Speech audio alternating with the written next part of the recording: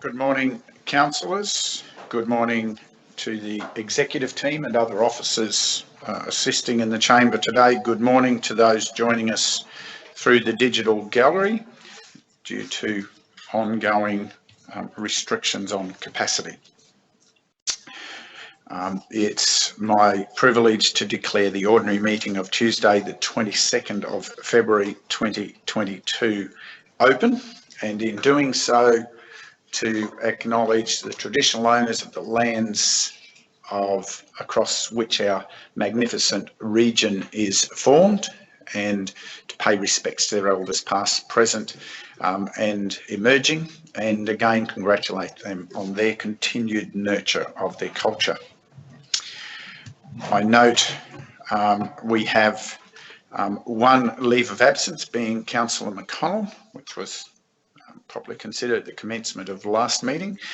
Otherwise, we have a full attendance of councillors and a full attendance of the executive team, and we will have assistance from other officers throughout the day.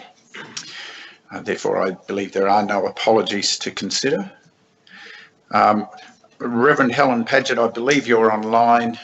Good morning to you. Thank you for making time to join us, and I hand over to you now. Out there in the digital world. It's wonderful, and we thank you for joining us, and we hand over to you now to lead us in prayers. Thank you. Certainly. I'd like to start this morning with a reading from Paul's letter to the Ephesians.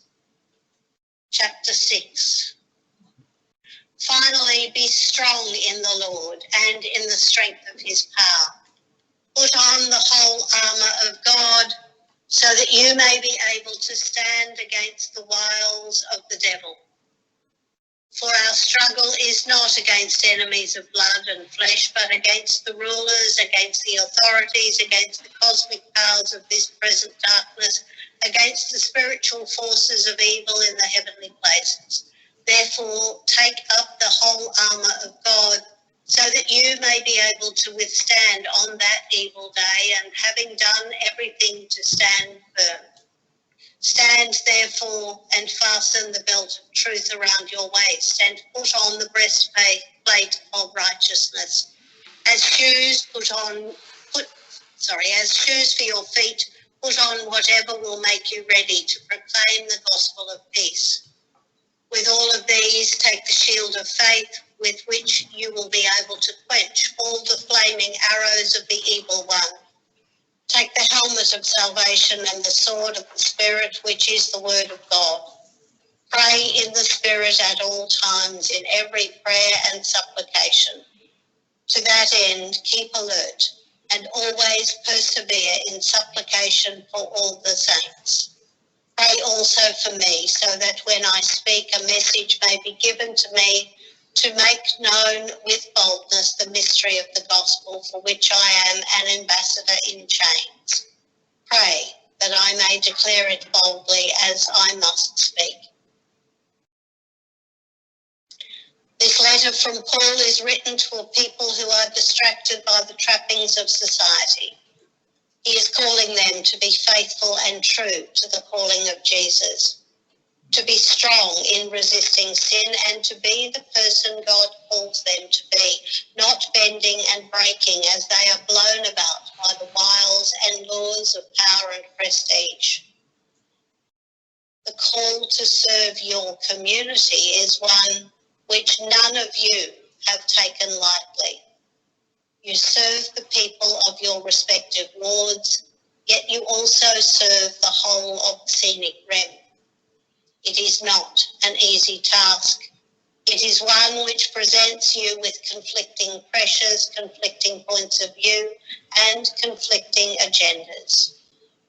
Greg, as mayor, you have to juggle the needs of all the wards against the need of the area as a whole. There will undoubtedly be times when emotions in council will be elevated as you try to discern the best outcome for the area as a whole, while also looking to the best outcome for the individual ward.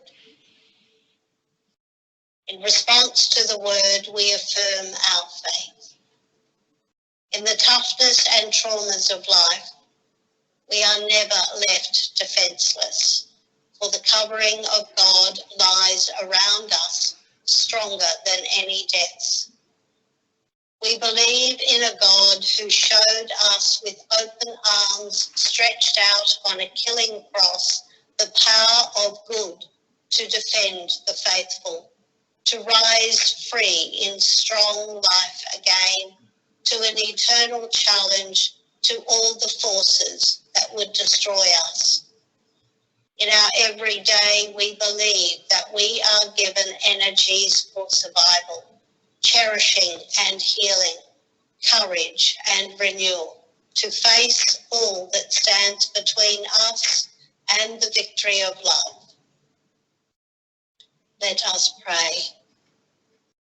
God of history, God of our history, direct us to your vision for this day and our place. Inspire us to catch the mystery, the majesty of your dreams, so that we will not dare move toward them without carrying with us the mystery of your life within us and around us.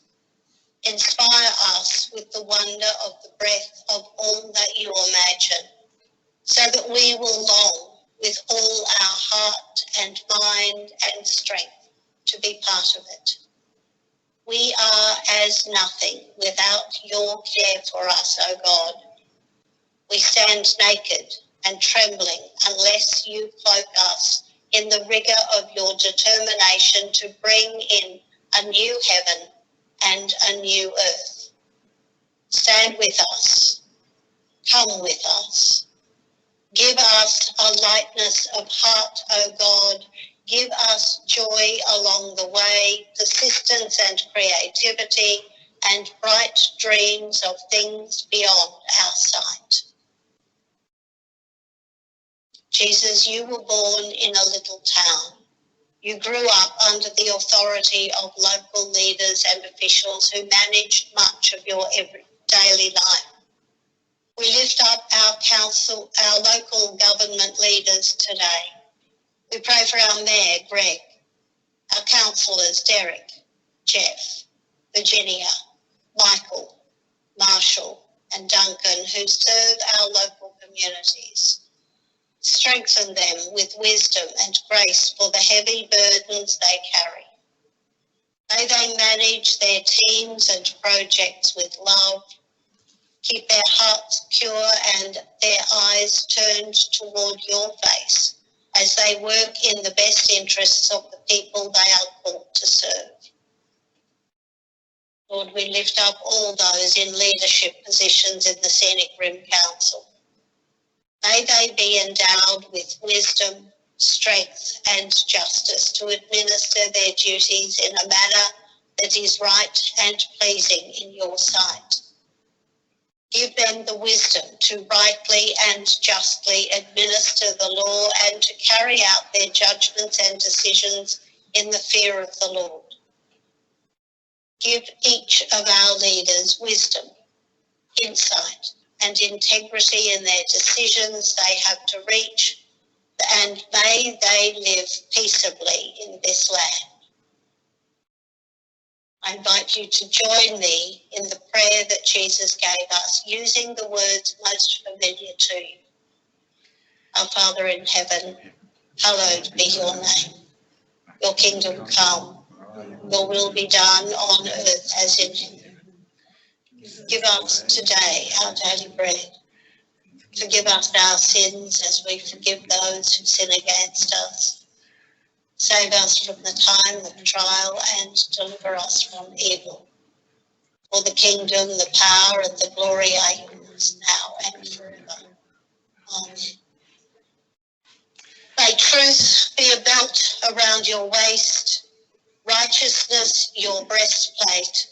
Your shoes carry you into the paths of peace, and the salvation of God always cover your heads. And the blessing of God Almighty, the Father, the Son, and the Holy Spirit be among you and remain with you and those you love and serve now and always. Amen. Thank you. Thank you, Reverend Helen. Thank you for your time to join us this morning. And those thoughts. It's a privilege to be able to offer prayer for you and with you. Thank you very much. We do understand you have other matters that may take you away from continuing to join us digitally. Yes, I have an ATM this Sunday. I need to get it ready. Well, we'll leave you to prepare for that. And thank you. We'll continue with our deliberations. Thank you. Councillors, we move to item 5 on our agenda today, declarations of prescribed or declarable conflicts of interest. Are there any such declarations for today's agenda?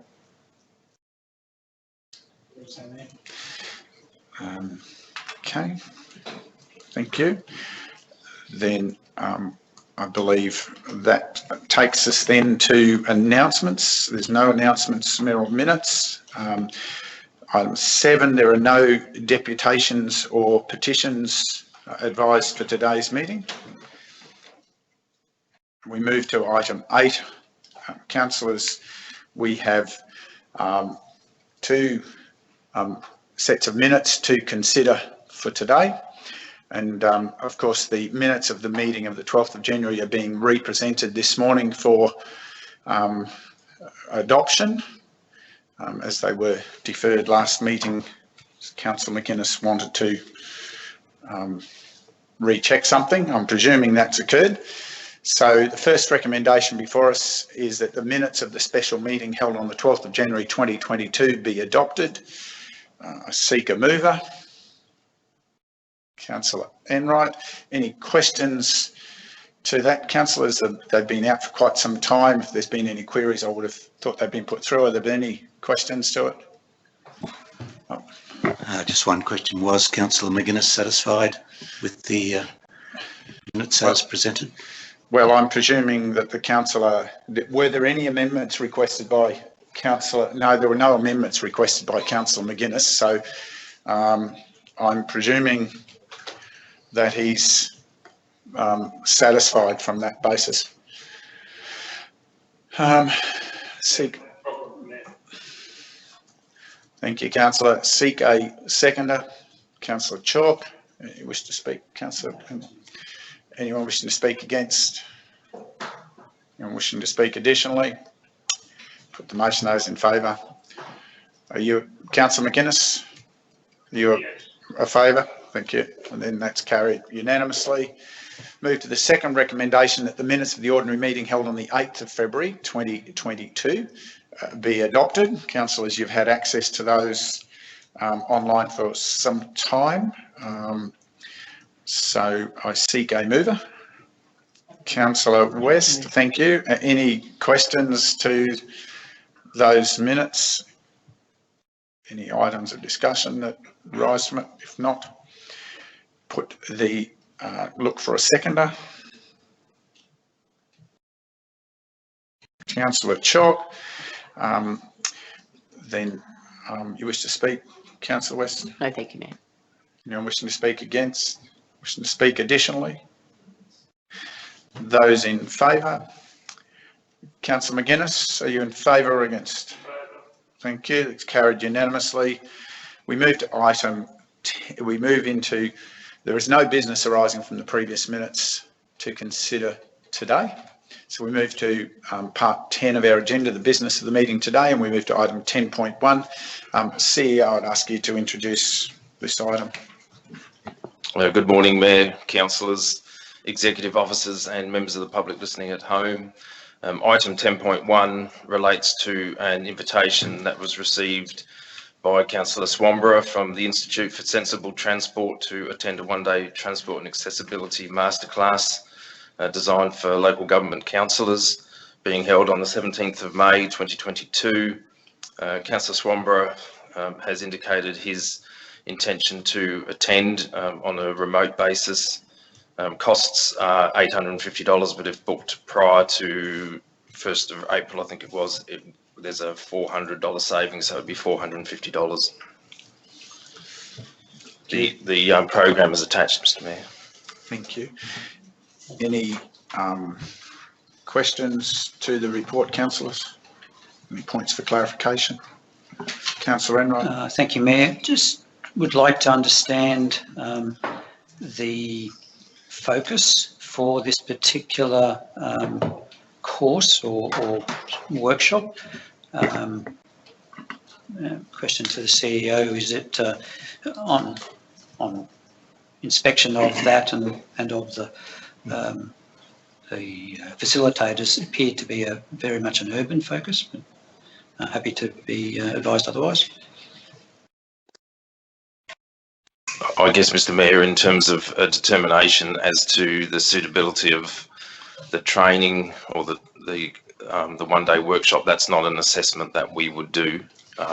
That's an assessment that the councillor would make in making application, and then for the councillors around the table to judge. We've brought it forward on the basis that the councillors' representations on other committees don't have a focus on transport, and therefore the matter needs to be brought to council. Thank you. Further questions, councillors? Okay.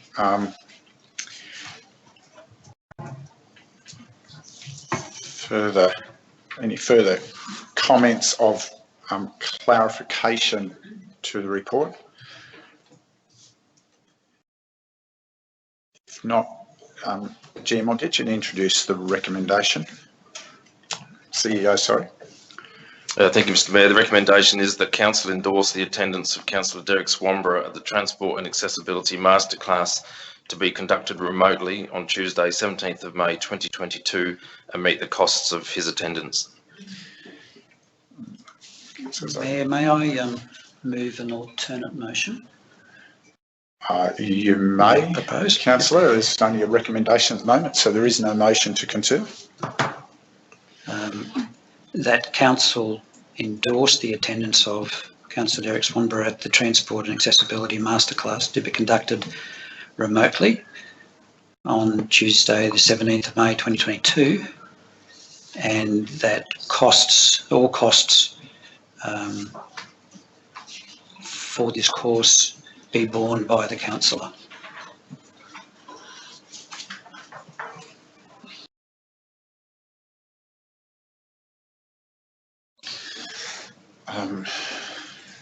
Thank you, councillor. You're moving. That's a motion from the floor. Firstly, any discussion, questions to that before I seek a seconder? Yes, Mayor, could I ask, it's a case in the past where someone attending as a council representative, and I'll stand corrected if those are the words that Councillor Enright used, but that, to my knowledge, I can't remember anyone having to pay their own money to do this. It certainly sets a precedent for when councillors do attend whatever it may be. So the question is, has it been done historically? That's probably not a question for Councillor Enright. That would be a question to seek advice from officers, and I'm not sure whether that's possible without notice, but I'll turn CEO if you able to add any light to that. Mr. Mayor, I would imagine that if there have been other courses or training sessions over the years that councillors have attended and have met the costs themselves, well, it wouldn't be a matter that would come before council. Thank you. Do you have a further question? Councillor West. Just going to ask, I believe there is some, if each councillor has an amount of money that is budgeted for extra education. It's only a small amount, but other courses that you may want to do. But I just need clarification of that actually, but would this not come out of that? I believe that's referenced in the report, but CEO, would you? Yes.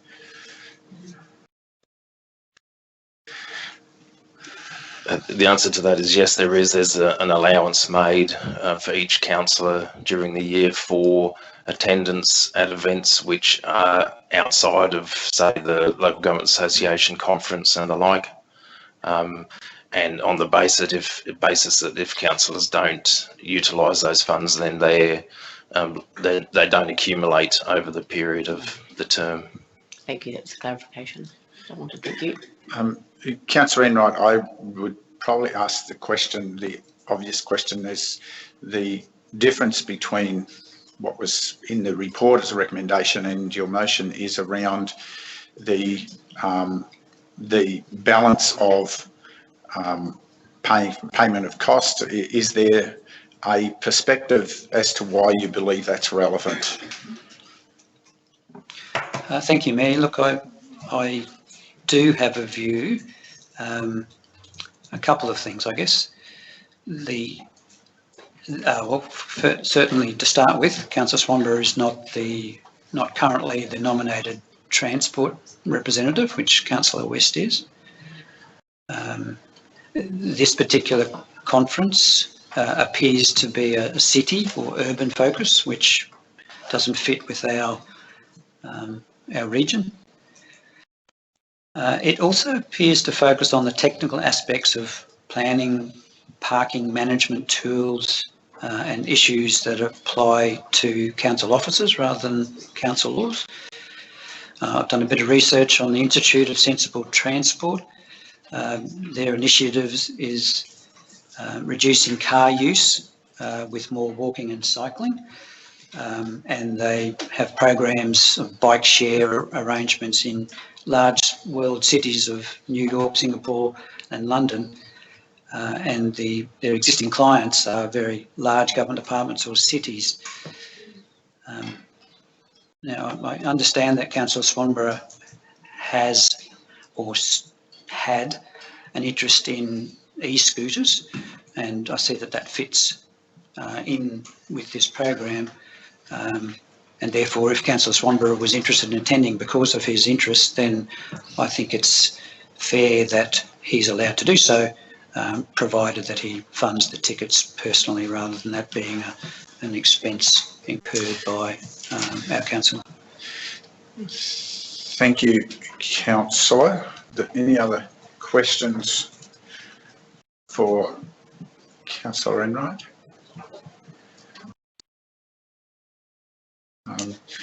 We just move forward then, and we'll come shortly. I'm sure Councillor Swanborough will want to make comment, but we have a mover. We've had those questions. Now we can move to discussion, and therefore, Councillor Swanborough, I'm sure you're keen to put a perspective.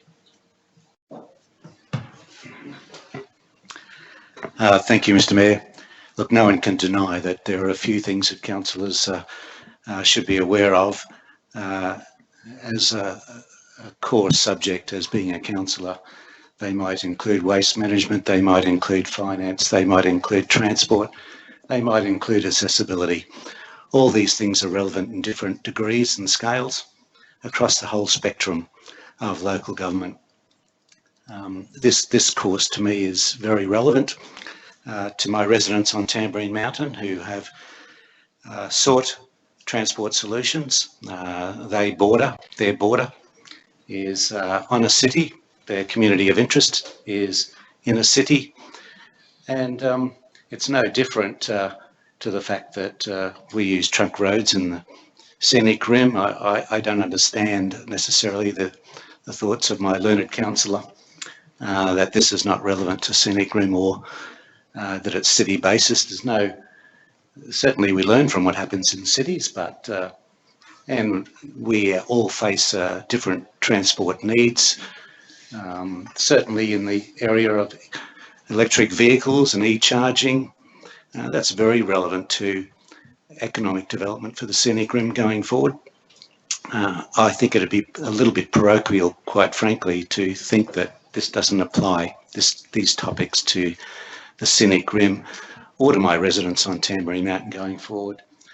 I don't particularly think it's great sitting in front of a computer for a whole day doing a Zoom meeting for a conference, but I chose to do that because I believe there is learnings that council and myself can receive from attending this Zoom meeting. Thank you. Further discussion? Councillor Enright, I'll ask you to hold. Councillor West.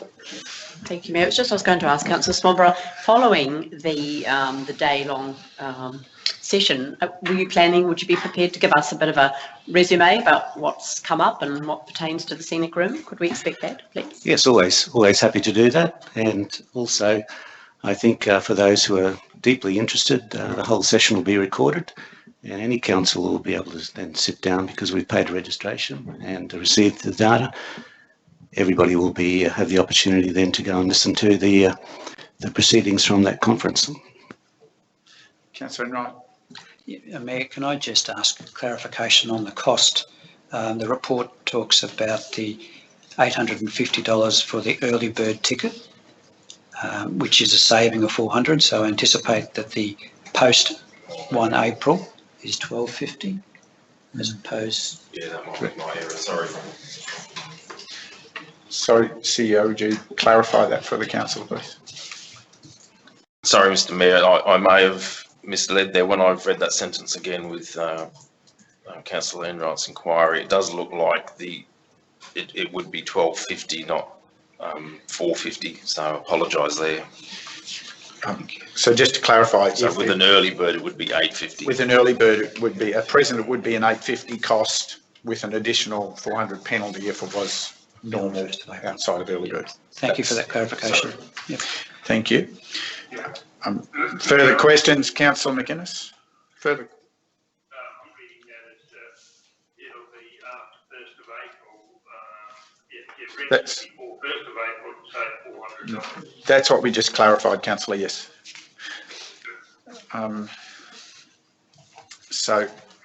Councillor Swanborough, I guess your comments leave me a little uneasy. I do note the observation that Councillor West is the representative on roads and transport, but also that you seem heavily focused to your constituents in Division 1, and the majority of the challenges that will be faced as we continue to deal with the future exist much more widely in the region, and I'm a little concerned that you may not be focusing fully from a council position, as all ratepayers will be funding this should you go forward, and that we would certainly be looking to ensure that there's proper understanding of the relevance. Generally, what I would observe from Councillor Enright's comment, by the way, the structure of this course, I would agree most of this is focused around high intensity, and this group are very focused about the replacement of existing vehicle fleet and the removal of vehicles more generally from their prior workshops that have been run. They have very much a focus around that conversion of intensive urban areas, which represents less than 3% of the footprint that we try to manage as a region. But I do agree that there are some principles that are relevant, albeit I think all of these topics we have access to through the existing forums we have already. This would be a very different perspective. That's just from a discussion point of view. Any further discussion, councillors? Otherwise, I seek a seconder to allow this motion to be considered. I will second the motion in the absence of anyone from the floor to allow the motion to be considered by the meeting. In the absence of another seconder. And you wish to speak further, Councillor Enright? Thank you, Mayor. I think it's important that we keep in touch with what opportunities are there, however they need to be relevant to our region. The reason I moved this motion is really about providing an opportunity for Councillor Swanborough to attend if he wishes. However, I don't see that the use of public funds for this particular course, which seems to align more closely with Councillor Swanborough's personal interests, rather than the benefit of... Point of order, Mr Mayor. wider. Sorry, he's speaking to the motion, councillor. He's sharing his perspective. What's your point of order? My point of order is that Councillor Enright has just advised the council of what my personal interest is. That is a false statement, and I think it should be withdrawn. So, councillor, you're saying you've not had or you don't have an interest in any of the technologies that will be addressed at this conference? Mr Mayor, I have an interest in transport and accessibility. But the technologies, councillor, just clarifying, I think the councillor's reference is to certain technologies. I have no more or less interest in electric vehicles or transport than anybody else in the room, as far as it applies to residents of Scenic Room. Councillor, I'm not sure you're able to state that on behalf of other people because you don't know our interests. So that's the same as you're asking of the councillor. But Councillor Enright, I do agree. Just remove that comment, withdraw. Happy to withdraw the reference to Councillor Swanborough's personal interest. And just before you move on, and councillor, please don't presume to know what's in others' minds. Also, councillor Swanborough, for the future, please.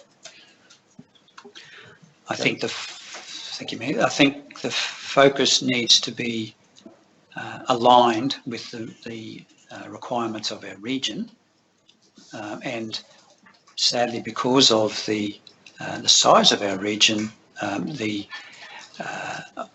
luxuries of many things in the urban areas don't really apply to that of our rural areas. And when it comes to the parking management tools, where we don't have parking officers, when the information that refers to reducing car use in the region, well, we're a very car-focused region. Our region is 3 times the size of Brisbane City Council, 4 times the size of Logan City Council, twice the size of Gold Coast City Council. We don't have public transport to get around. We have a very, very diverse region that needs transport, and sadly, this particular course, from what I could see, doesn't really address the requirements of our region. Thank you. Anyone wishing to speak against the motion?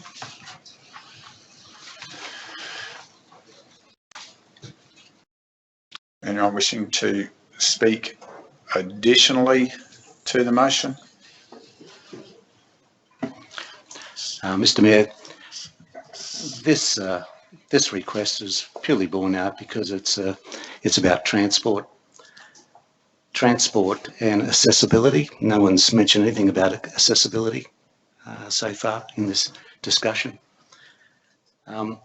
It's also, if we're concerned about the cost, perhaps I could ask the Chief Executive Officer if I've expended any funds this year attending any conferences as opposed to any other councillors in the room.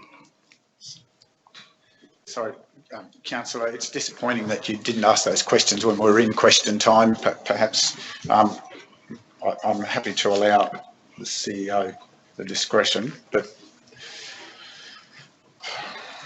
I'm not aware of any costs that may have been booked to the allocation for Councillor Swanborough. It may be that I would need to double check that though first, Mayor, in stating that, but I'm reasonably confident that that is the case. Thank you.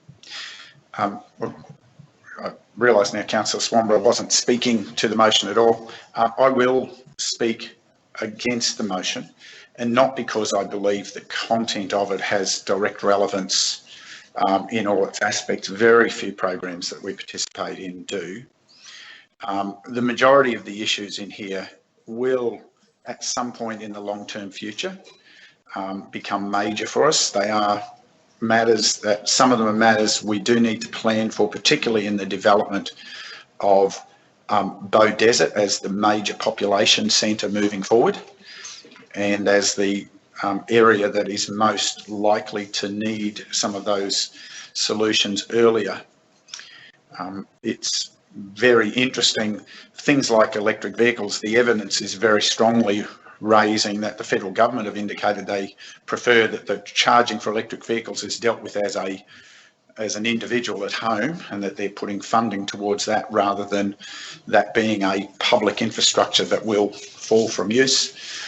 And I think whilst I'm cautious about the context that much of this will come, there will be pieces of it that will feed into advocacy for the future. I am cautious that we ensure that participation in any of these things by a councillor actually creates a value add to the whole of council, not just a parochial area.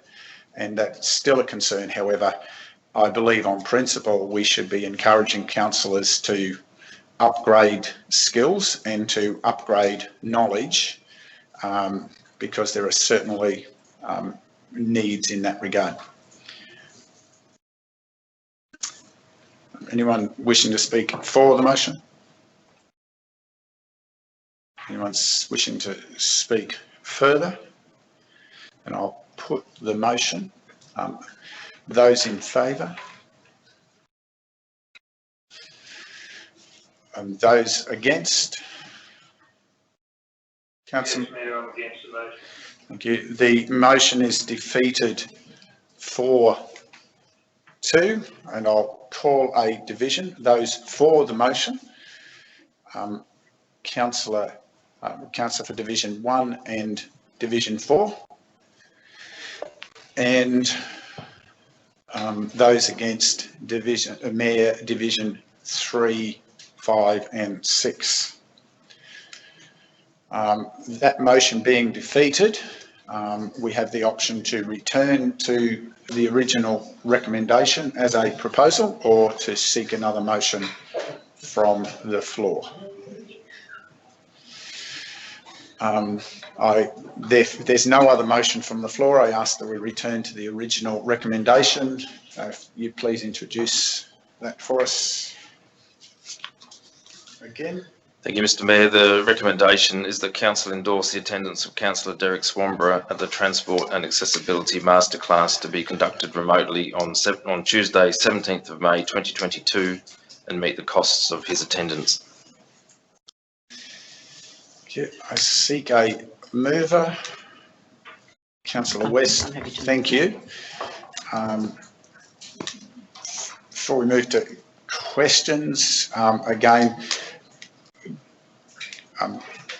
Councillor, I'd like to propose an amendment to your motion, and that amendment would be that we add a component that clarifies that a requirement for the councillor to ensure that learning materials from the program are made available as a resource to inform both future local planning and advocacy. Would you support that? Oh, yes, that's fine. I'm happy to. That's part 2.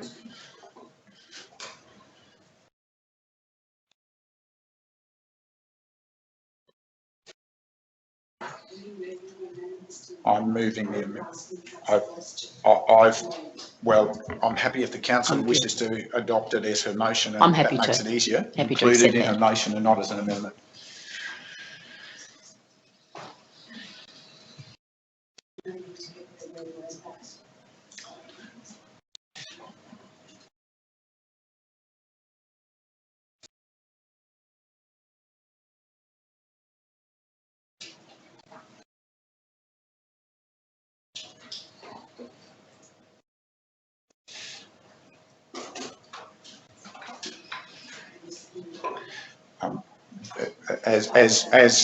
Well, I'll try, if I may, Councillor, help with the wording. Councillor West, is that okay? As resource, as resource material to assist future strategic planning and advocacy.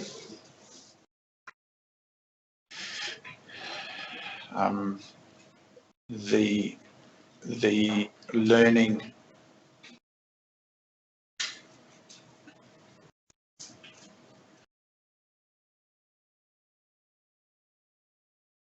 that will be fine.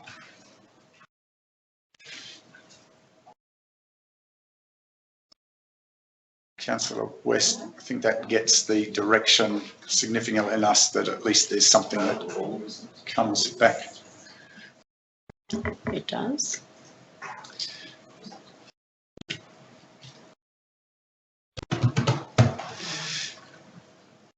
Happy with that. Councillor West. Well, if it's available as a resource material for council, that includes for councillors and for officers or otherwise.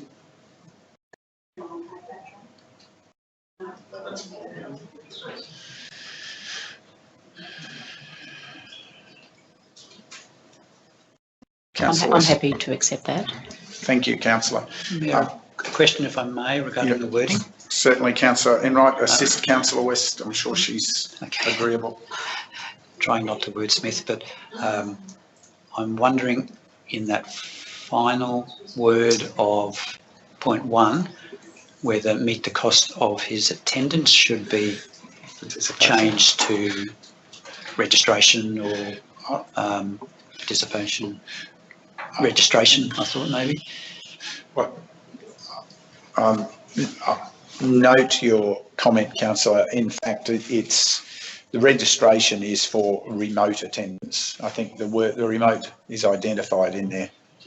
Yep. So I think in the current scheme of things that creates enough clarity. I would suggest, Councillor West. Happy enough with that explanation. Okay. Any other discussion? Seek a seconder. Councillor Chalk. Wish to speak to your motion, Councillor West. Thank you, Mayor. Look, just on face value, it does look a little as if it's this course is a bit for city councillors, but however, there are a lot of emerging issues that are enclosed here, and we all know that we're getting comments about electric vehicles and residents purchasing them. These are emerging issues that we need to be certainly aware of, and especially walking and cycling friendly cities. So I also just want to mention too that we do have that funding which we can use for increasing our education. It's not a great deal of funding, and I believe now Councillor Swanborough probably will have used his selection for the year, so it is available, and so I'm happy to support the motion. Anyone wishing to speak against? Wishing to speak additionally? Councillor Swanborough. Thank you, Mr. Mayor. Look, I support the amendment. As I said earlier, more than happy to share all the learnings with everybody around this table. As a result of this, it is relevant. I mean, we have advocacy programs here, you know, for Mount Lindesay Highway, Cook Road on Tambourine Mountain. They're all transport related issues, parking issues, electric vehicles, charging stations, accessibility. How do we grant access to people for their transport needs? There is a lot in this conference which should be of interest to all councillors, and as I just reiterate what I said before, that understanding transport and roads and bikeways and footpaths and all sorts of things like that is a core responsibility of council. That we can't stick our heads in the sand and say we're a rural council and none of this is relevant to us, therefore we shouldn't try and understand it, what's happening. We actually live in southeast Queensland and we all travel on major roads and highways and we all have our transport needs, and if we don't have transport that's suitable, you know, to even get to the scenic rim, our remote country, do you think that Lonely Planet would ever consider us to be the 8th best visitable location in the world if we had terrible transport? I don't think so. So, you know, it's, as I reiterate, it is parochial to think that issues of transport and accessibility don't apply to us because we're a rural council. That is something that I find difficult to comprehend, quite frankly, and I support the motion. Councillor, turn your microphone off, please. Thank you. Anyone else wishing to speak to the motion? I will speak. I am in support of the motion, but not for most of the distraction that I heard there. I haven't heard anybody say they're not concerned about it. None of those issues about major corridors will be likely to be addressed in this forum. However, I do believe that we do need to consider these issues, but we need to consider them in the context of planning for our major growth zones, particularly. Councillors will well know that I've previously talked about things like driverless shuttles to allow easy movement around between the new estates to connect to the centre of the community to mitigate some of that local vehicle movement, and to allow, as we have the rapidly expanding footprint that we do in the centre of the region here, be able to accommodate that in proper planning. Many of the challenges we face in other parts of the region, we know the long-term challenge about bikeways and the affordability to get them in place, and that we've got a long backlog to try to do that. It's not a lack of appetite. It's actually the challenge of being able to find the funds to prioritise it. And there are a number of disruptive technologies like driverless shuttles and drone public transport that will come our way, which will obviate a number of these issues very quickly. I'm not sure that's quite, this forum's probably focused on a narrower footprint, but it's a learning opportunity and I'm always hopeful for learning. So I'm supportive of this. Anyone else wishing to speak? If not, we put the motion. Those in favour? Yes, in favour. And those against? Okay, the motion is carried. Division called by the Mayor. Those in favour, Mayor, Division 1, 3, 5 and 6. Those against, Division 4. We move on to item 10.2 of today's agenda, councillors. GM, People and Strategy, we're in your hands for the introduction of this. Councillors, page 13 of today's agenda. Thank you, Mayor. Good morning, councillors and exec officers, and for those listening in the gallery. This morning I'm pleased to present the Q2 progress report to the operational plan 2021-22. You'll note two attachments to this report, councillors. As is the standard way of reporting, we have the first attachment, which is the draft operational plan, in which you'll note we have made any proposed changes and highlighted those in yellow for ease of identification. And those changes are really to update the report in line with operational matters and changing priorities, etc. We have attempted to keep a forward view of estimated completion dates so that those questions are answered, and happy to take any questions on the report as you see fit. Thank you, GM. Councillors, we have, obviously it's a large report as we get each quarter. It covers an extensive workload and successes and challenges. Perhaps I might just ask an opening question to to each of the GMs, or to the GM initially and to others as they see fit, given the challenges over the last quarter that's covered by this, with COVID uncertainties, restrictions, challenges from that to the way we were able to operate, the way we were able to access resource, and the way our staff have had restrictions and sometimes had family circumstance which meant they weren't available. What level of impact has that COVID environment and its contingent aspects, such as poor supply chain and so forth, had on the progress of matters in the report? Before I respond, Mr. Mayor, thank you for your question. I will hand over just to get the view of the other general managers in chambers to discuss operational impacts, and then I'm quite, which will have a greater impact in directly to some of those project deliverables, and then I'm happy to have a discussion more broadly around workforce impacts. So if I pass to the General Manager, Customer and Regional Prosperity first, Deborah. Thank you, General Manager, People and Strategy, and thank you for the question, Mayor. Across our portfolio, which, as you know, is customer facing, there have been a number of impacts where we've had, as you pointed out in your opening comments, staff not available to work on some occasions, have been close contacts, or some of them themselves have become unwell.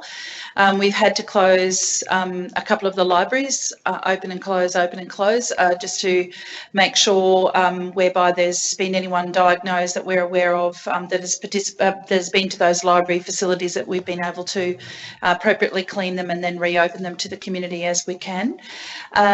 We have tried to do some mitigating programs like the click and collect service with the library, so that we could continue to be connected to the parts of the region that don't have direct access to a library in their village. It has affected probably definitely affected some of the school holiday programs. We were not able to run those because it was during the January period where the outbreak was reaching its peaks. Some of those we will endeavour to rerun throughout the year where we possibly can, but that has made it quite difficult, and I would imagine difficult for the community that rely on those programs. That's also affected some of the Be Healthy and Active, and more importantly, it's also affected some of the workshops that we've endeavoured to run for businesses in the capacity building programs. We have taken some things back online, and it certainly has played a role in staff availability for some of the high pressure areas that we have at the moment, where we're seeing large volumes of increased work, such as the development assessment area and even in the inspections. It's also meant we've had to revise how we do some of our work with officers travelling in vehicles together, and our animal management programs and the like. So I think there's probably not an area within my portfolio that hasn't been touched by trying to manage under the current arrangements that we have for working, and also for the impacts that have spiked and ebbed and flowed over these most recent months. Thank you. Thank you. I'll just hand now to General Manager Assets and Environmental Services. Thank you. Sustainability, yes, sustainability. Thank you, Caroline. Thank you, Mayor, for the question. Yes, thank you for the introduction. Yes, I certainly, as it was, apologies. Yes, certainly. Given this is a Q2 report, I will highlight that a lot of the impacts have only been starting to be realised within the third quarter.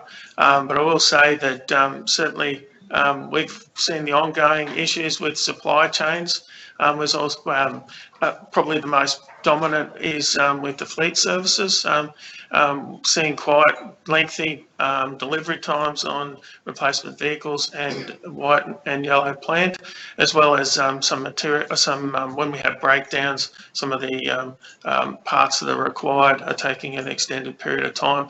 And with that, there's also an increase in cost in some of those items, knowing that air freight has certainly impacted some of that. From a staffing point of view, and we'll certainly delve into the third quarter aspects of delivery.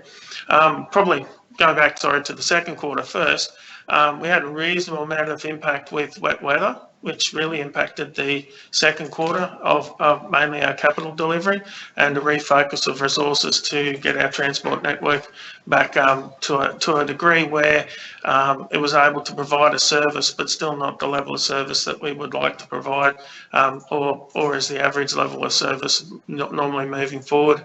And there'll be further reports coming to council on the progress of that in coming weeks and months. But getting back to the impacts now, most of our capital projects have seen some form of delay as a result of resourcing matters. So where possible, we're certainly those services that are community facing, for example, transfer stations and our landfill, we've been utilising additional resources there to backfill others that have, for whatever reason, have had to isolate at home. And with limited to no interference with that service at this point in time, you may see a few extra dollars in overtime where some staff have actually undertaken an additional shift to ensure the service continues. Talking to the construction teams, they're sort of, and even our maintenance crews, they would say that the impact has been somewhere between a week and 2 weeks of delay in delivery on average. So and that goes not only for our own internal delivery, but also those projects delivered externally via contract. And it's around juggling resources and ensuring the work that we do is done in a way that's productive and actually ensures a safe outcome as well as a productive outcome. So that's my broad assessment of the information provided. Thank you. Thanks, Jim. Mayor, you will note in the operational plan progress report, we have tried to identify where there have been additional, for each of those operational projects where there have been COVID impacts.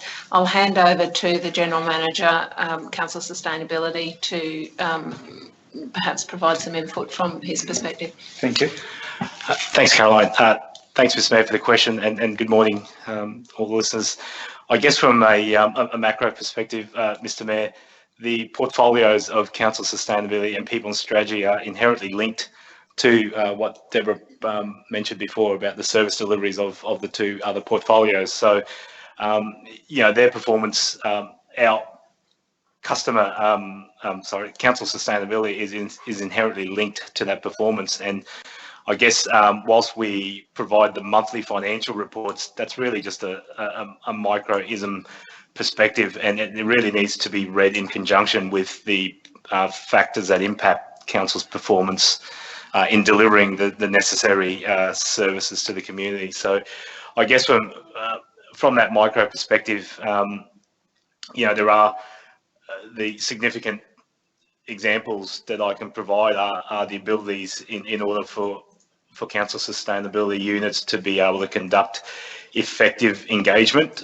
public engagement activities, but generally in most parts, the administrative support arms are able to continue to deliver the necessary support to the portfolios of Deborah and Chris's teams. Thank you. Thanks, General Manager. I just to add an overlay as far as the workforce in general, I have some statistics here. From a workforce perspective, we were fortunate enough to have no direct COVID illness amongst our employee cohort up for the period of this report and prior. There were, however, a number of employees who were required to self-isolate and therefore be absent from work. We had about 700 hours of COVID-related leave taken for that purpose up until the end of December. We probably, from a cost perspective, while there have been, as you've heard, significant cost impacts in terms of delay of project deliveries, etc., I can also let council know that year to date, to the end of January, we're looking at about a 20% increase in terms of PPE, personal protective equipment, budget, so expenditure. That's exceeding budget by a significant amount, about 20%. From an employee perspective, probably arguably the greatest impact has been a psychological impact of COVID, and the statistics in terms of our spend with council's employee assistance program provider is certainly indicative of this. So remembering that COVID kicked off early in 2020, the difference in spend from the financial year 18-19 to 19-20, there was an increase in our spend with the EAP provider of 37%. And then from that point, a further increase of 41% in the 2021 financial year. So significant use. It's actually pleasing to see employees seeking assistance and taking advantage of that program. I can give you, while not directly related to this report, just an update in terms of our current statistics. For January and February, we've had, from an employee perspective, 20 confirmed cases of COVID and an additional 10 employees identified as close contacts. That's notwithstanding what we don't know, but we are making every effort to capture those statistics. Thank you very much. Councillors, we typically roll through page by page, and so I'll start. I'm going to work through the first version of the report that you have in your attachments. So I'm commencing from page 9 of 189 in the attachments. Mr. Mayor, just another point of clarification before we start.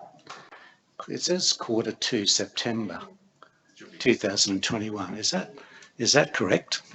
Thank you, Councillor, for that. The CEO has just pointed that out to me also. It is an amendment that I will make with your forbearance prior to publication of the report. It should read Q2 December 2021. And certainly in the text, Councillor, it reads October to December, which is where I was heading on page 9, but noted on the cover sheet. Now we're on page 9. Councillor Enright, you have a question? Thank you, Mayor. I've got a couple of questions for page 9. First one refers to the Land for Wildlife program, showing an increase of 42 new properties and significant increase in membership. My question is, has there been a specific reason or project for this large increase? Thank you, Councillor, I'll take that question. I've discussed this with officers, and we're seeing an overall increase in interest in all of the programs, with community members seeking to take up new environmental projects and to learn new skills. And we think some of that is due to, ironically, the previous subject matter with lockdowns and potentially additional time and people working from home, not leaving the region potentially as often as they have in the past.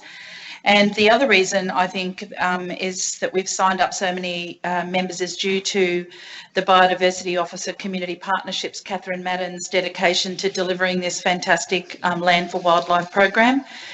She has been pivotal in increasing both the number of members and also the quality of the service received throughout the program that we run. And I think even though I said in the first comment, I think some of it's because there's additional interest, I think that interest has been created by the officer dedication to the program. Thank you. Further question, Councillor Enright? Yes, thank you, Mayor. Down to the next theme of sustainable and prosperous economy, and with reference to the supply chain capability program workshop. With 18 businesses registered and others expressing interest, what has been the feedback so far from this program? Page 9 still, Councillor. I haven't moved from page 9. Thank you, Councillor Enright, for the question. The feedback that we've had so far from participants has been very positive. It's showing very high levels of agreement that the capability development workshop was relevant to local suppliers, easy to understand and delivering value to their businesses. As councillors are aware, Deb Wilson Consulting Services is working in partnership with us on this program, and the feedback has also been suggested by attendees that they've learned new information. They very much appreciated listening to our General Manager of Council Sustainability on how to do business with council, and they found that a valuable and enlightening session. The workshop handouts have been useful information to take away, and businesses have indicated that they think this is a valuable asset to their business, and the supply chain program they've indicated is definitely going to improve their business. Direct follow-up with each of the attendees and those registered will allow for Deb Wilson Consulting Services to design and target the relevant information in the future workshops. And in February, we were not able to hold, as another impact of COVID, we weren't able to hold face-to-face workshops during February, which is in this next quarter. But I wanted to just make a point of letting anyone listening online that there is still an opportunity for businesses to express interest to participate in this program, as there are a number of workshops that will be held throughout the coming months, and businesses can contact our Regional Prosperity team for further information. And we'll continue to record in this section of the operational plan how this program is tracking. And I should also acknowledge that this is a grant funded program. Thank you. Thank you. Further questions on page 9, councillors? Councillor McGuinness, you'll call out to the chair if you wish to put something forward. Move to page 10, and by the way, I'm in the attachments under separate cover, councillors, page 10 of 189, in case you're confused by the other items that are sitting in there. Still going through the executive summary. Mayor, I have a question on page 10, if I may. Yes, councillor. Under accessible and serviced regions in relation to the waste education in the schools program. I note that 3 schools are already participating. What has been the feedback? We've had encouraging feedback with regard to that program. It's been very positively received. Certainly impacted by COVID. There was certainly, or still is a plan to roll out to other schools. I will say that the actual program is certainly built around the focus of reduce, reuse, recycle message, and certainly by actually engaging with the students, it actually allows them to take the conversation home, given that those are that we need to certainly be focused on those 3 R words that I just used before. And thank you for the question. Thank you. Thank you. Councillor West. Thank you, Mayor. I just had a question under relaxed living and rural lifestyle. The meeting that's been scheduled with the NBN Co, has that happened yet? And I just wondered if there were any, or is it about to happen? There's been quite an upsurge I've noticed recently of people having issues with their NBN around the region. They're continuing to liaise necessarily with the community. However, we are arranging for the NBN representatives to come and provide a presentation to council. That hasn't been actioned yet, but that's upcoming. But it's upcoming. Thank you. Thank you. Still on page 10, councillor. Just on the comment from the General Manager of Sustainability, when the NBN come to us and talk to us about this, I wonder if you could ask them to also comment on, you know, the impact of 5G services on the Scenic Rim and as well as the NBN, and to see where they're at with 5G services, which are superior. Councillor, that might be a different presentation. They're competing technologies. I don't think NBN would be in a place. You may, I've just observed you're asking the wrong people, is basically, if you don't, NBN is a provider in the background, then there is a retail footprint, and there are telecommunications companies who are marketing and looking to expand a footprint of 5G, which is separate, a different technology to NBN. So I'm not sure NBN will be able to answer that. That would be a different presentation, I'd suspect. GM, do you have? Yeah, that's correct, Mr. Mayor, but we'll certainly take the question on board when we do have the commercial operators of the 5G network.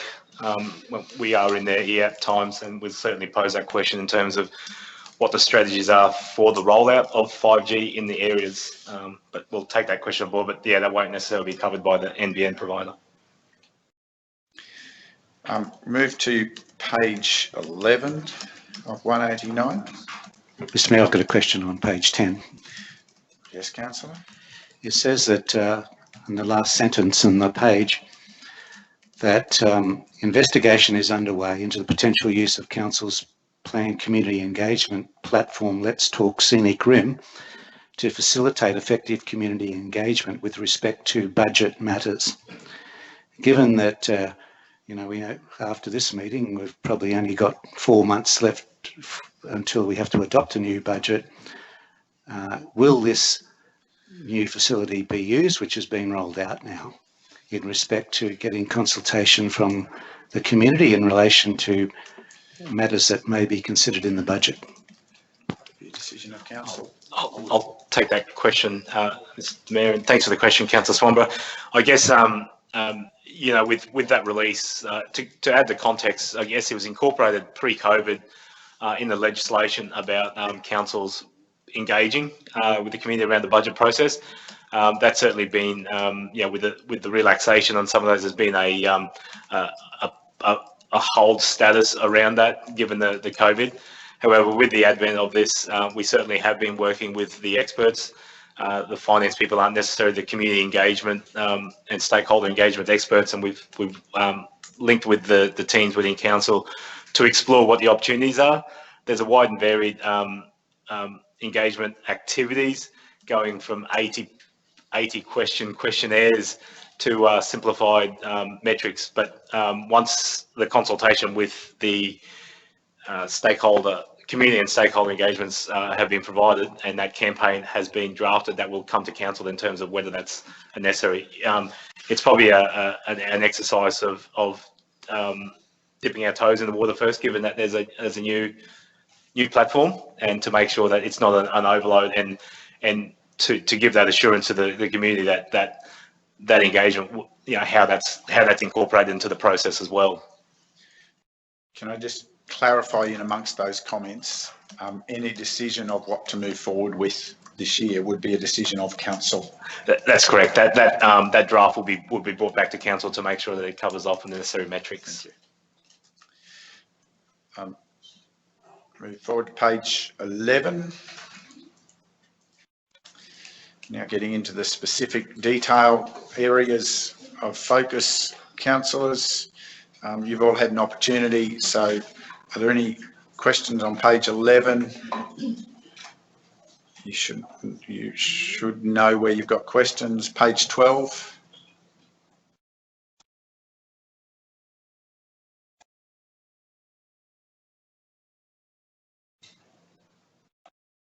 Page 13.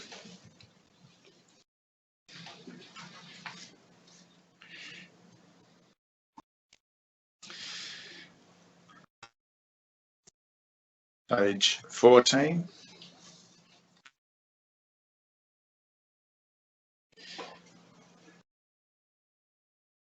Just ask the GM, there are amendments on this page, just a clarification that for the benefit of the meeting, why those amendments were deemed necessary. Thank you, Mayor. So consultation on the Scenic Rim climate change statement of intent is scheduled to occur in the current quarter. That's impacted on, it's created a slight delay in terms of the creation of the finalisation of that statement of intent, climate change statement of intent. So where the initial targeted delivery date was the end of quarter two, 31st of December 2021, that's been pushed out now to the end of this financial year, 30th of June 2022. Subsequently, the quarterly targets have also been amended to reflect those changes. Thank you. Councillor Swanborough. Just a question, is that being developed in-house or are we using consultants to do that work?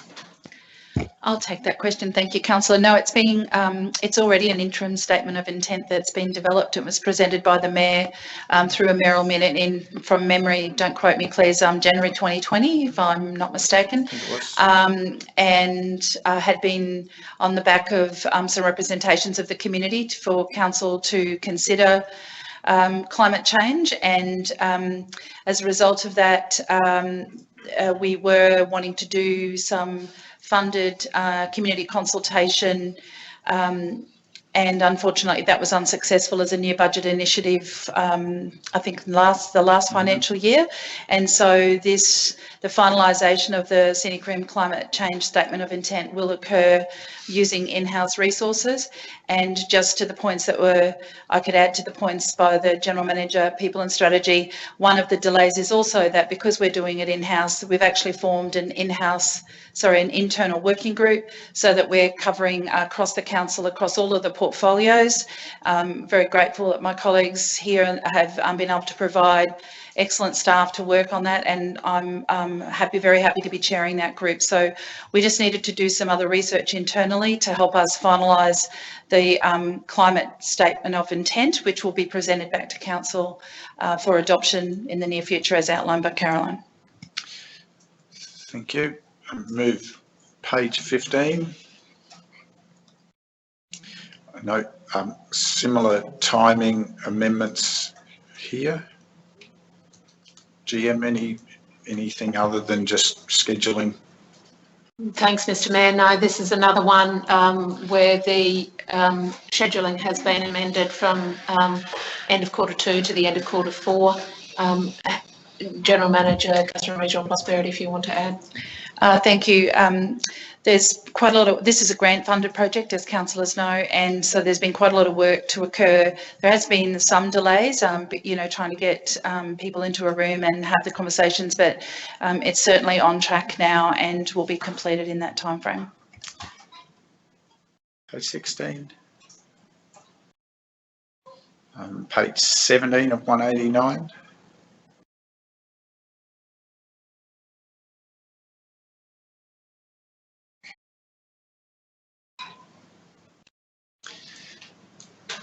Page 18 of 189. Councillor West. I just had a question for the GM. Just very briefly, the source are the attempts for the recycled and environmental friendly asphalt that was not, and then was there just a very quick update on that? And are we doing that in conjunction with other councils? Thank you for the question. Yes, we certainly will be, not only other councils, but industry partners will be involved. And the reality of it is it will be extended not only to asphalt, but also gravel products more generally. So there will certainly be an update brought to council. We're just waiting on some finalisation of agreements with others before we bring that forward. Thank you. Thank you. Mayor, I'll also note some changes in our quarter four, forecast targets for quarter four, and the overall annual target for the installation of LED lights in council's buildings and community facilities. We have increased those targets for quarter four and as a result for the annual targets. That's occurred as a result of the replacement of lights in the Bay Desert Administration building, which was delayed from the last financial year, but also the construction of 6 new public amenities buildings. Thank you. Councillor Swanborough. Thank you, Mr Mayor. Mr Mayor, yes, I looked with interest at this particular activity, conduct reconciliation of council's design standards for assembly buildings in which people may gather for social, theoretical, political, religious or civic purposes against the Building Code of Australia, Queensland standards and tolerances. I note that Sorry, Councillor Swanborough has gone back to page 17. He's backtracked. I note, Mr Mayor, that an assembly building is a Class 9 building, and which also encompasses libraries. Will the Tambourine Mountain Library be built in accordance with Building Code of Australia standards? Yes. Thank you. We move. Yes, Councillor. Thank you. We're into page 18 again, which is where we had moved to, and answered your question, Councillor West, I think, and moved to page 19.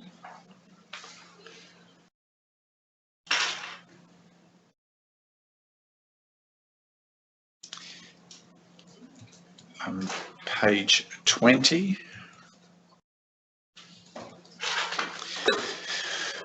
I would just ask a general question here, referencing back to the challenge of resources. I understand that some, and probably more so in Q3 we'll see this, but some of our free tree days have been delayed due to concerns about COVID activity in the community as well as availability of staff. Is that a correct understanding? Yes, that is, Mayor.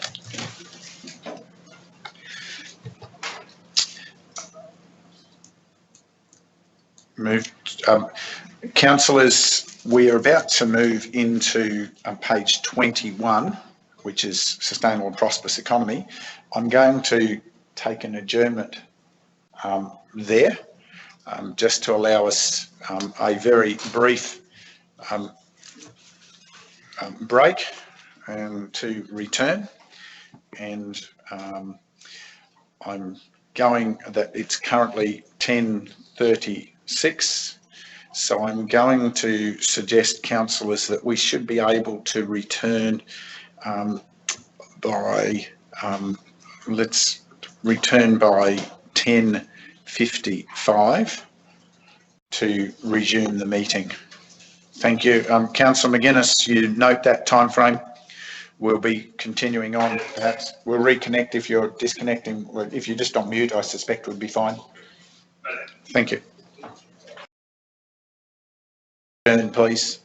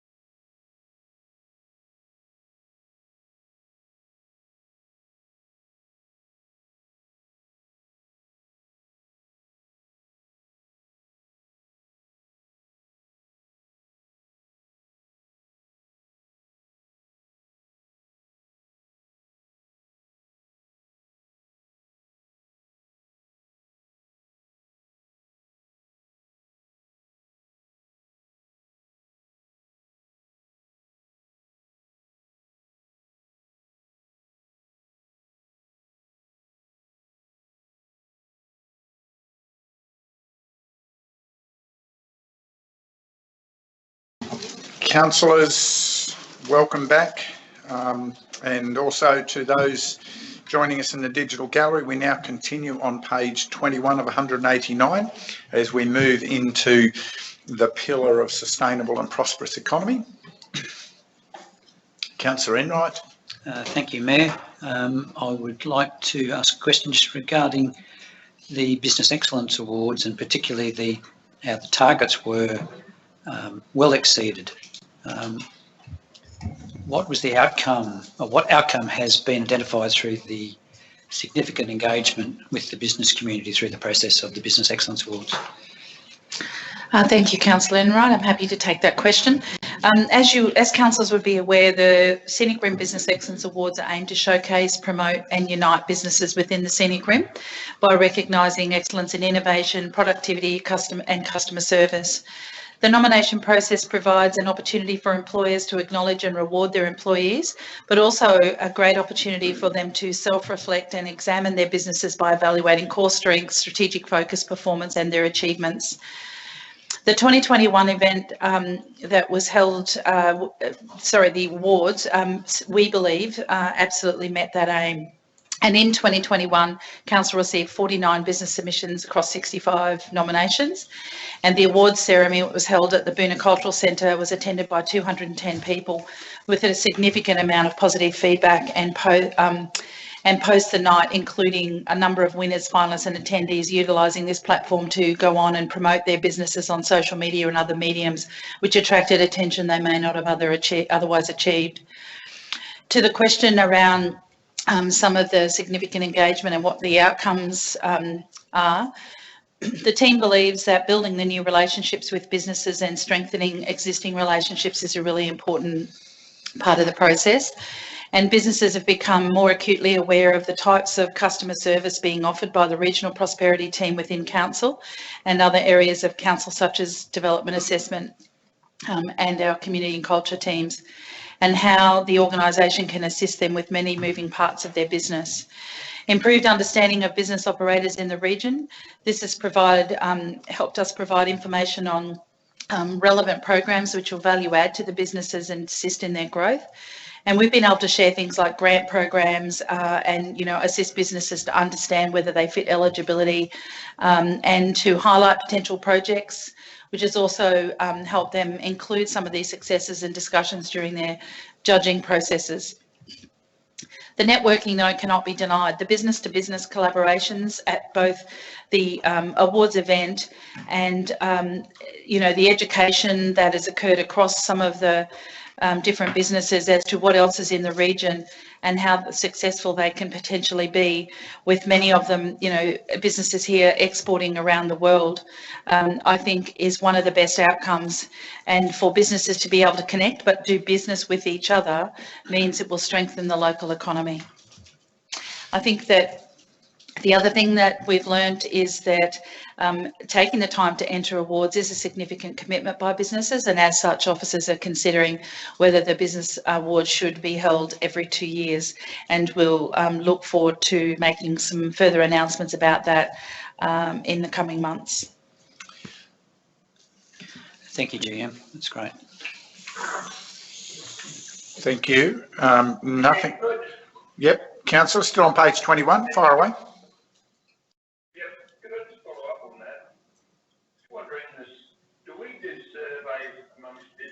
Where they see us and what their attitude towards us are. And I know we have to have the numbers, the raw numbers, but just wondering about any surveys done. We often canvass the business community as to programs that we're either considering or have run. Anyone that participates in a program with us are then asked to provide feedback, and there's been examples in recent times in some of the agribusiness program that Regionality was delivering with us. You may recall, Councillor, there was a survey as a part of that, and those results were provided back to Council about the participation of those businesses and what it had meant to them. Those types of surveys and queries with businesses help us with the continual business improvement of those programs and targeting subject content and ensuring that any of the business capability programs that we're delivering actually are reaching their needs and wants. And any businesses that are currently listening online today, or any community members, the Let's Talk Scenic Rim portal that was mentioned earlier today by Councillor Swanborough is a great opportunity for businesses and community to go online right now, register and comment on the customer survey that is currently sitting there, seeking feedback on all manner of services, not just the roles that are delivered from the Regional Prosperity Team in conjunction with the business community. Thank you, GM.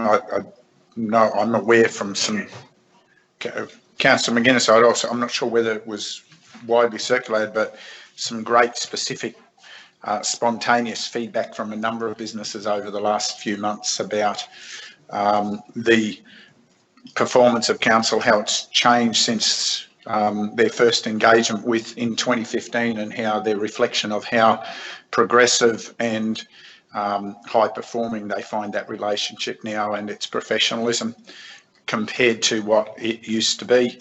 And perhaps if those comments haven't been shared to councillors, it might be useful, noting councillors to respect the confidence of that. Happy to oblige, Mayor. Move to page 22.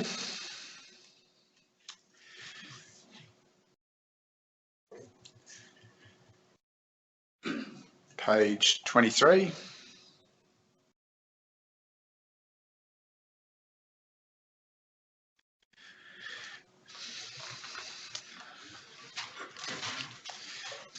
Councillors, I just note here in the commentary on page 23, particularly GM Council Sustainability, that challenge about the discernment of what's spent locally rather than contracted with someone elsewhere. Do we see that as making positive progress in getting better clarity of that use of locals under those master contracts? I believe so, Mr. Mayor.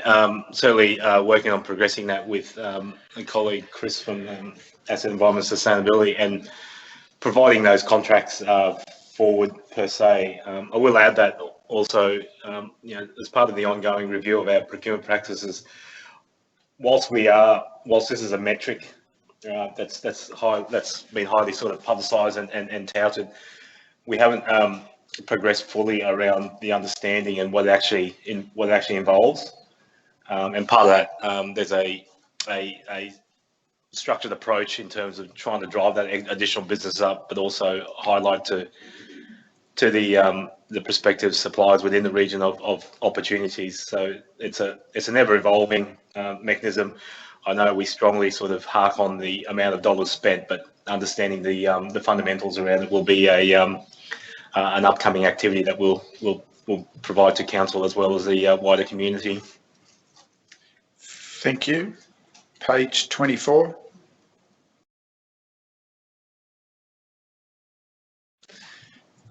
On to page 25. Councillor Swanborough. Yeah, just a question in relation to the activity pursued concept of Brommelton business case being included as part of the SEQ City deal. I wonder if we could have an update on the progress on that, please. I'll give the GM to give a comment. Thank you, Mayor. My understanding is that that is in the current draft SEQ City deal. Councillors would be aware that there are some confidentiality issues associated with being able to divulge the full detail of the city deal. And if I'm not mistaken, I think we've had to sign an agreement to that effect. So I am happy to provide a more detailed response, but perhaps would need to take into consideration the confidentiality agreement that we have in place.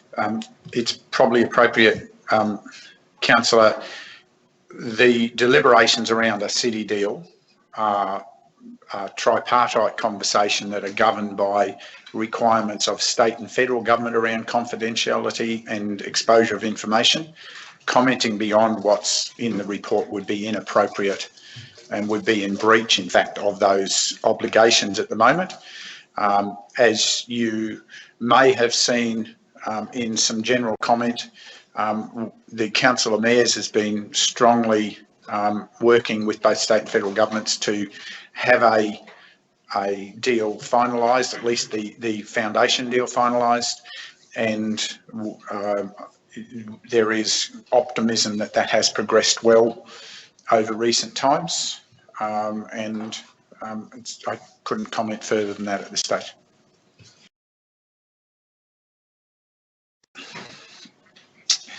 Move to page 26. Councillor West. Thank you. Just for the GM, I just wondered if we could have a quick update on Enterprise Drive and the developments up there to date, bearing in mind there have been some weather problems there. Yes, I'm pleased to say that we're starting to lay some base gravel and more gravel on site, which will certainly aid in our ability to get back on site after rain events. As previously advised to council, it didn't take much of a shower for operations to have to end up there. Also, quite a considerable number of wet days, with not only the days it's rained, but also the days that it takes for it to be safe to then continue operations. Unfortunately, yes, it's still behind schedule. However, will be completed by the end of the financial year. Thank you. The other question about that was the sales up there. How are the sales going to date? Thank you for your question, Councillor. We haven't officially released the land for sale because it needs to have progressed to a certain point before it can go onto the market. However, I applaud that both the Regional Prosperity team has been working with the property team in collaboration with the real estate agent that is successfully appointed through the process, and the prospectus and marketing materials have been prepared, as have a number of vignettes from businesses that are already in the precinct, and so we're really ready to push go on that once the development catches up. Thank you. Thank you. Page 27. Page 28. Councillor Enright. Yeah, thank you, Mayor. I note with the destination marketing campaigns a significant increase in the audience through the campaign activity. 10 million is the, 1 million was the target and 30 million was what was actually achieved, which is remarkable. What do you put this down to? Oh, in one sentence, we're a bunch of superstars. No, just kidding. Not kidding, actually. I think you're right, because the first quarter, Councillor, was over 10 million, the second quarter was over 30 million, and that's not to be sneezed at. I think that the creative concept that was developed, driven by the team and led by the very capable Brenda Walker, really resonated with the potential visitor market. In a COVID and post-COVID world, the tourism offerings in the Scenic Rim are very appealing to the visitors, with the open spaces, natural landscapes and the broad range of experiences that I must acknowledge are run by just a sensational group of tourism operators in the region. And an outstanding amount of the PR and editorial has been generated in the past 2 years, so there is an appetite for more content about the Scenic Rim. And I think just this week alone, I circulated with councillors some recent coverage that we've achieved. People have heard about us and are keen to know more and to work out how they can get some of what the Scenic Rim offers. Brenda also attributes that the quality of the photography and videography that was shot for the Richest Place on Earth in Australia campaign we used one of Australia's best and most awarded cinematographers to film our vision, because we wanted to be sure that the quality of what was produced matched the quality of what's on offer. We've partnered with one of the best media agencies in Australia, and I say that unreservedly, and that is probably borne out by the fact that Tourism and Events Queensland also contract this group and have, as have many other regions across Queensland. They're now known as AKQA Media, but they were formerly known as ICON, IKON. And they developed our content plan, and they picked the right mediums. They advised us about the quality of the creative that they believe is the key reason it has outperformed expectations. And it would be remiss of me not to mention the fact that the council won the Premium Marketing Award in the recent Queensland Tourism Awards, and there'll be more discussion on that item later. And of course, our recognition as the number 8 in the top 10 regions in the world, recognised by Lonely Planet. And it would seem that the media can't get enough of us, and it would seem that our visitors are very keen to come and discover what we have on offer here. Thank you. Thank you, GM, and great work to the team. Thank you. Councillor Swanborough. Yes, I wonder if the General Manager could update us on the recent awards from Booking.com in relation to Tambourine Mountain and Mullaney, I think it was. That'll be in the next quarter, Councillor. Yeah, I can do that in the next quarter report, if you like, Councillor, because that was just a Q2? recent. Q2, Councillor, not Q3. All right, I just thought it was relevant at this point in time to acknowledge that award. Well, Councillor, Q2 report, Q3 report, it'll come forward in that. I'll certainly give you an undertaking, Councillor, that will be called out in the Q3 report.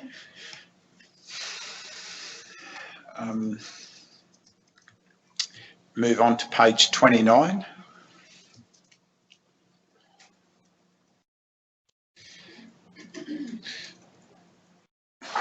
We'll look forward to the promise of actually being able to have Eat Local Week again.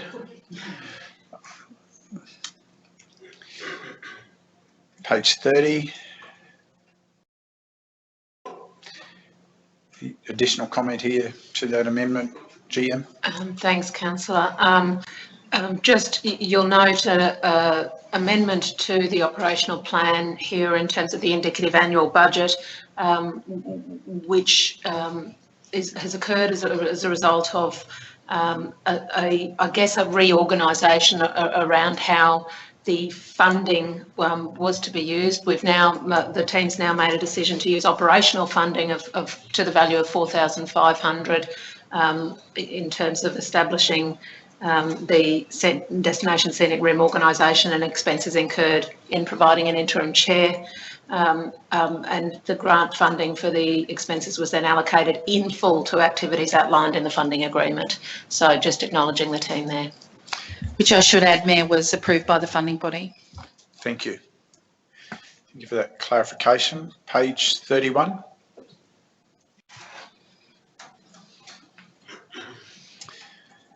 We move into open responsive government, page 32.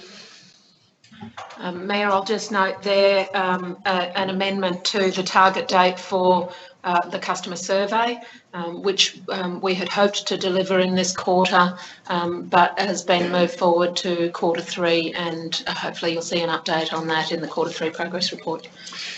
Thank you. Councillor Swanborough. Just a question on the response rate to that survey to date that's happening. I don't have those figures to hand, Councillor. That would be reported in the next quarter. And generally, we would not do a running progress of consultation. Generally, I think as you see with most of our projects, there is they have their time to run, and then everything is assessed at the end, and a wrap-up report will be provided to Council. I will just bring to your attention there, I think a statistic that certainly caught my eye, councillors, is the key performance indicator that is increase in positive customer feedback.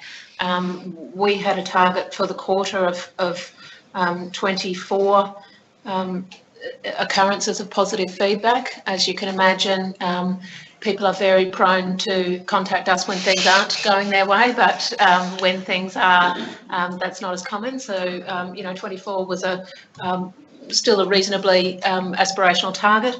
We achieved 45, which I think absolutely speaks volumes about the service delivery of this organisation. Thank you. Page 33, councillors.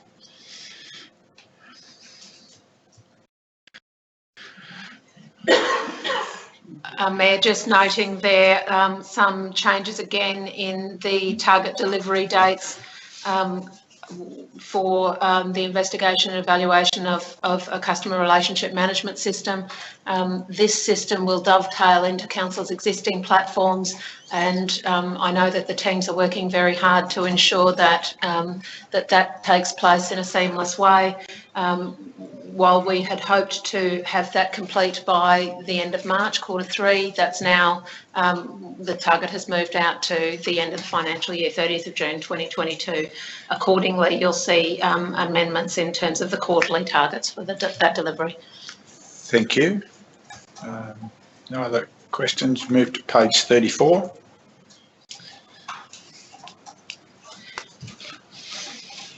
Thank you, Mayor. Again, similarly, this item is around the use of Council's customer request system. While we had hoped to have a project plan in place for that, again, we're looking at how all of these systems work together. And as such, the new target for delivery of that is the end of the current quarter. So you'll see an update in the next progress report. Thank you. Page 35.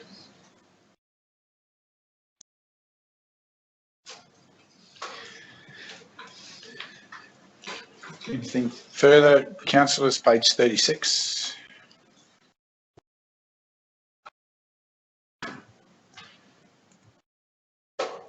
And page 37.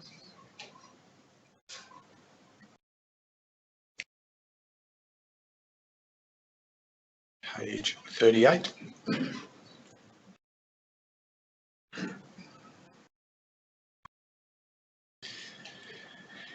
Page 39.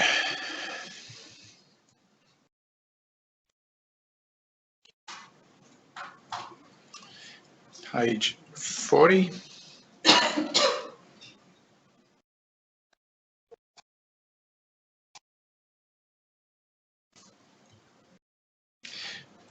Page 41.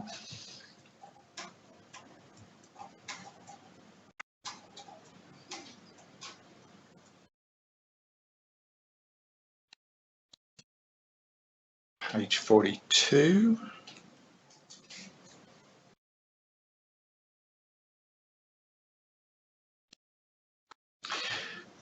Move into relaxed living and rural lifestyle. I think it's supposed to be magenta. Page 43.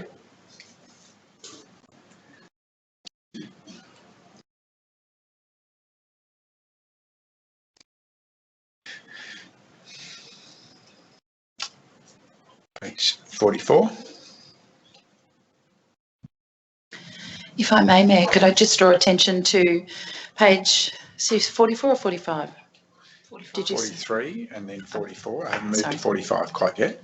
Well, when you do, I'm there with you.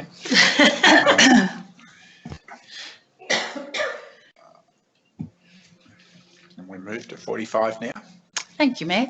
I wanted to just draw attention to the growth management strategy for Scenic Rim region.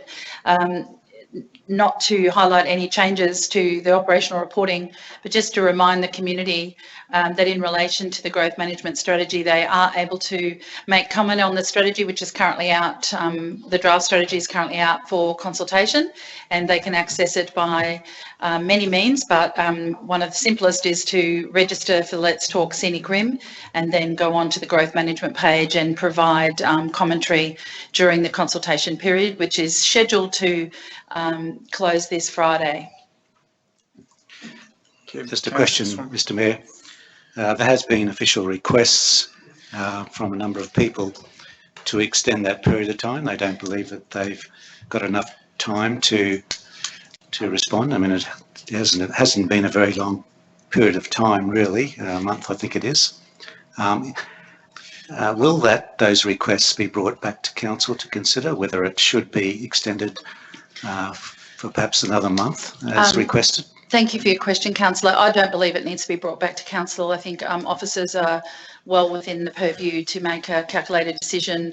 I've got the manager looking at that at this point in time, but I would say to anybody listening, and I'm happy for councillors to provide the same feedback, if anyone needs an extra period of time for a submission that they're preparing, they should contact the area looking after that strategic planning and particularly state the reasons why, and they can negotiate a time frame. At this point in time, we're not anticipating extending it. However, I am looking at it mid this week to determine the volume that has come in, and should it be extended, we'll make those announcements accordingly, both in social media and on the website as well. We've already had a couple of organisations, some of which are associations, that need to take their submissions to those, to the meetings of those associations that are outside of the consultation timeframe to get an endorsement of the submission to be submitted. And they've individually spoken to the planning officers and indicated those dates. And so we can have some leeway for people that have issues in being able to submit in that time frame. But at this point in time, to try and maintain the structure of what we're doing with the consultation, we haven't officially extended that consultation period. But I would urge anyone who's having issues to contact the team that's leading this, the strategic planning team, and have a one-on-one discussion with them.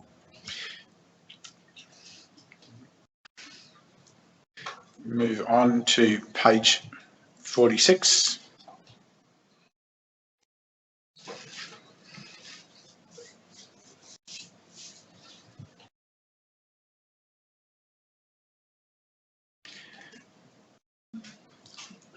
'47. So this we touched on earlier. Page 48.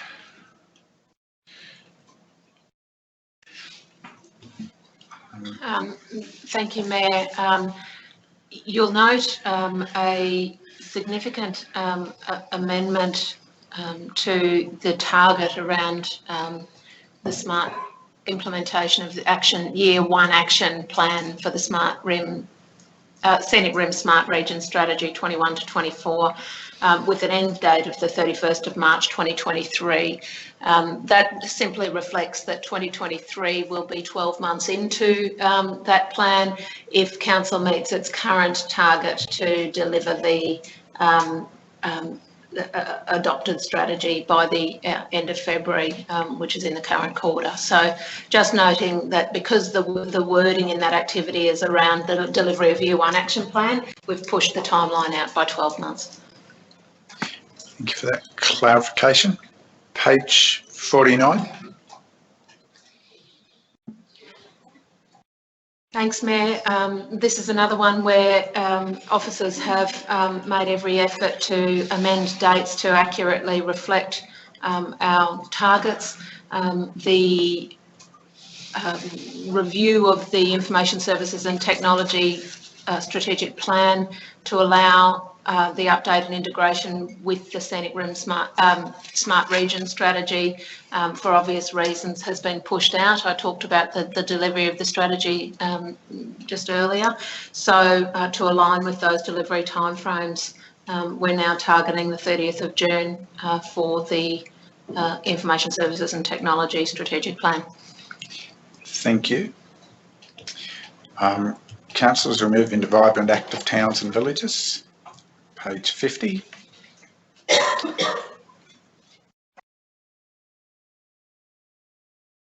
Page 51.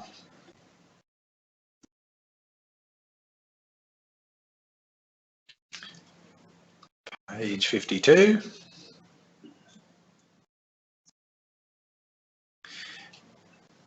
Page 53. We then move into accessible and serviced region on page 54.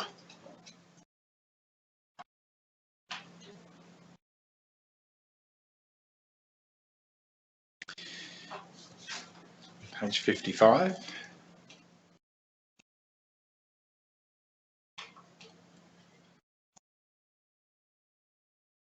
Page 56, Gia. Thanks, Mayor. You'll note again the timeline has been pushed out regarding the establishment of the online platform that provides stakeholders with information regarding works on road reserves that may impact the transport network. Councillors now, this is a very large project, and there are a number of critical projects with road corridor impacts on our plate at the moment, so officers have prioritised management of those projects, and it's now anticipated that this online platform will be delivered in the next financial year. So happy for any further questions on that to be deferred to the General Manager, Council, Environmental and Asset Sustainability. Thank you. So cute, almost assets and environmental sustainability. I don't know what's wrong with it. Page 57.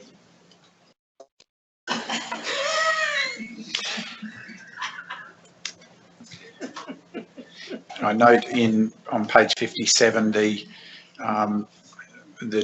comments at the bottom, the challenge with the finalisation of that service level catalogue for sporting infrastructure. Any additional comment? Yes, thank you, Mayor. The reality of this is that we're still working through some of the how that will be best, or the engagement will best be suited with the sporting bodies. So certainly, hopefully in the next month or two, we'll be back into the ability to actually see that be able to occur. Thank you. Councillor Swanborough. Just a question on those strategies. At the last budget, we were looking for this strategy and we didn't get it in time for the budget. We have these strategies now. Will these strategies be there to inform councillors in forming the current budget? So we have strategies in draft format that are still being discussed with council. There are certain aspects and options involved with where we land with some of these strategies. So the hope would be, so without going into full detail on the budget process, officers are currently putting a budget together for next year. At this point in time, when we're actually leaving on the table any discussions in relation to these strategies until they're further discussed and finalised by council. And certainly once that's occurred, there will be potentially the option to look at what impacts that may have on the budget before it is finalised in June. Thank you.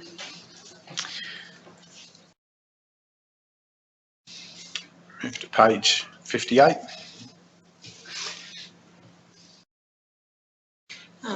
Thanks, Mayor. Just you'll note we've council officers, in an attempt to just increase transparency, have amended the quarterly targets to reflect that we have brought forward the bulk of the work involved in camping and facility strategy development, and that's reflected in these figures, with the delivery of 70% of that in Q3 and the remaining 30% in Q4. Thank you. Page 59.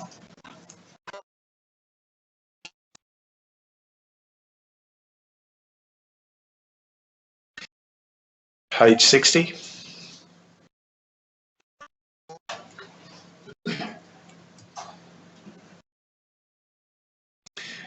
Page 61.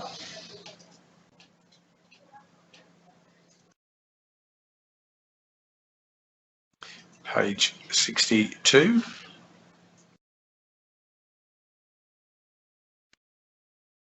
Page 63.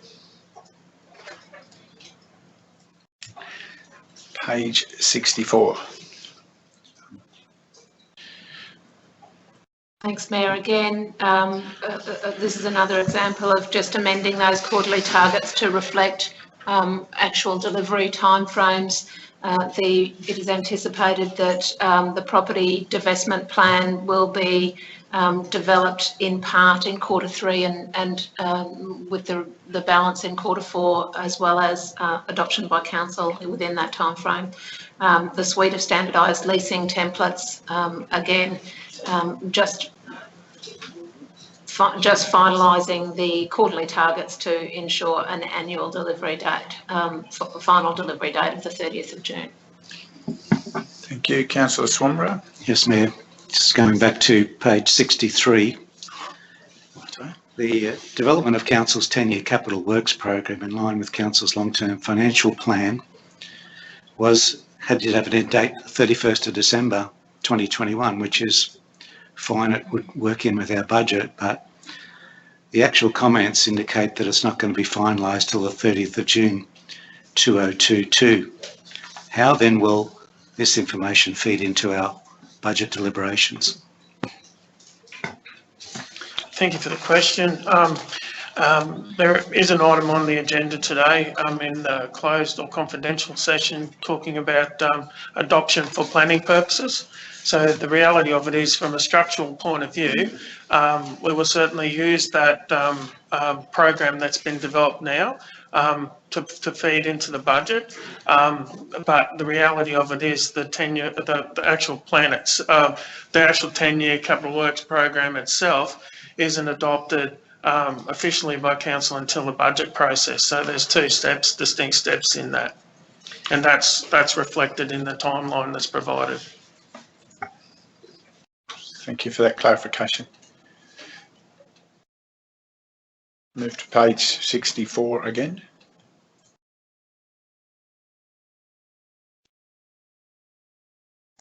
And 65.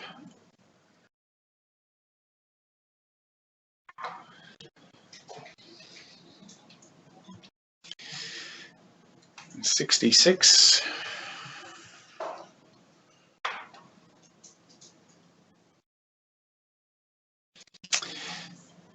And 67. Thanks, Mayor. Just for the purposes of transparency, there's another departure here from the current operational plan, the approved and adopted operational plan, with just some amendments to targets,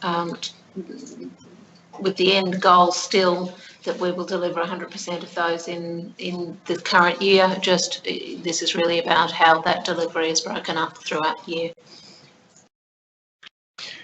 Thank you. Page 68.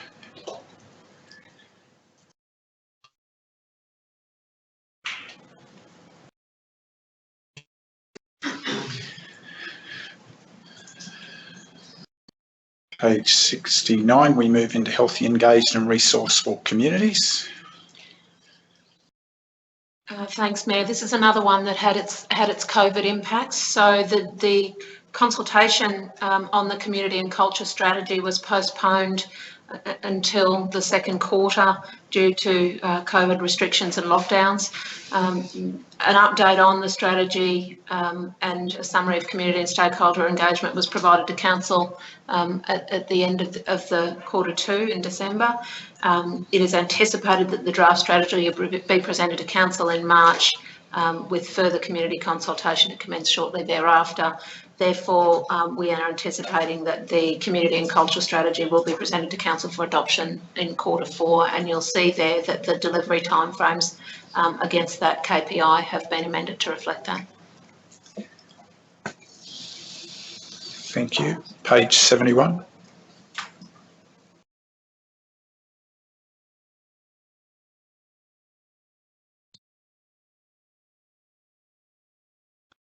Page 72. Yes, Mayor, I have a question regarding the Reconciliation Action Plan. I note that has had to be moved out a couple of quarters, and that's quite okay. I guess it's too important to rush. So my question probably is there an overview of the roadmap at this stage for this important Reconciliation Action Plan? Thanks for your question, Councillor. Over the coming months, officers will anticipate working through that with councillors, and they will be providing the Reconciliation Action Plan template, and then working with Council on the development, the commencement of the development of the strategic roadmap. So I don't have the roadmap to provide an overview at this point in time because of the shift in where the work has landed, and that's probably been as a result of some other competing priorities. But it is going to be briefed up to councillors in the coming months. Thank you. Page 73.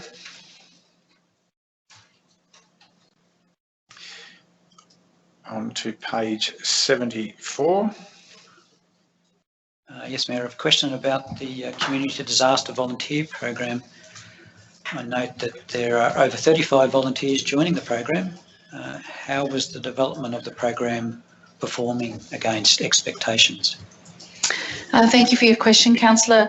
Officers have reported to me that the program expectations, which are to maintain communication and engagement levels with our CDVs, as they refer to them, through telephone calls and emails, because of COVID restrictions, have not been able to be as much face-to-face. And they are trying to maintain a routine monthly volunteer newsletter to inform them on any of the upcoming team meetings or scheduled training workshops or other volunteer opportunities on offer.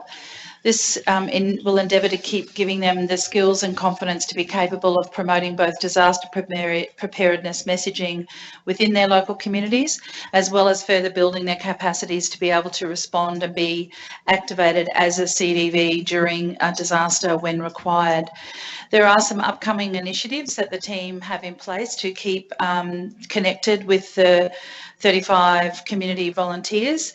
And that includes they do a CDV team meeting via Skype coming up later this week, and that's with Council and the Australian Red Cross. There's also Australian Red Cross training in Boona on the 16th and at Canungra on the 23rd of March. There's Australian Red Cross First Training and CPR training scheduled for the 13th of April. There's mental health first aid training on the 24th of June and the 1st of July, and there's a community outreach and preparedness opportunity through the Scenic Council's community events in March through to December. We also need to acknowledge that Andrew Hayes, the Community Development Officer, Bushfire Recovery and Resilience, who's grant funded, and Lacey Sawtell, the Community Development Officer, are very supportive of the Community Disaster Volunteer Project and are continuing to engage with the local volunteers, even though now the officer that was grant funded that helped establish this program is no longer with Council, as the grant and project in the eyes of the funding body has completed. So I think that the development and performance and the expectations of the CDVs has far exceeded our wildest dreams in terms of having established this program. Thank you. Councillor Enright. Thank you. And if with your indulgence, Mayor, may I just give a big call out to those community disaster volunteers, and particularly, if I can, there's a great contingent from Coralban who have contributed significantly to this great program, and I thank them for their contribution. Thank you, Councillor. We move on to page 75. Thanks, Mr. Mayor. This project has always been subject to Council's ability to source funding, and you'll see here amendments have been made to reflect that. I'm happy for the General Manager to take any further questions on that.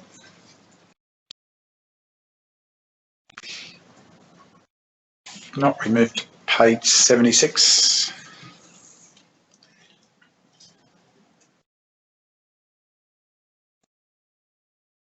Page 77.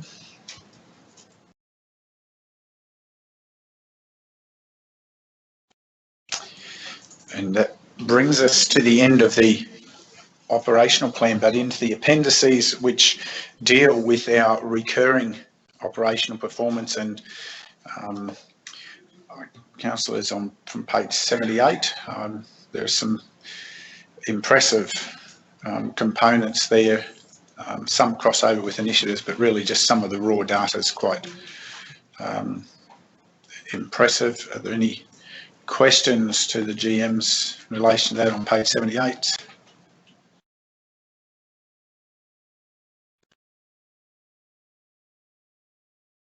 Page 79.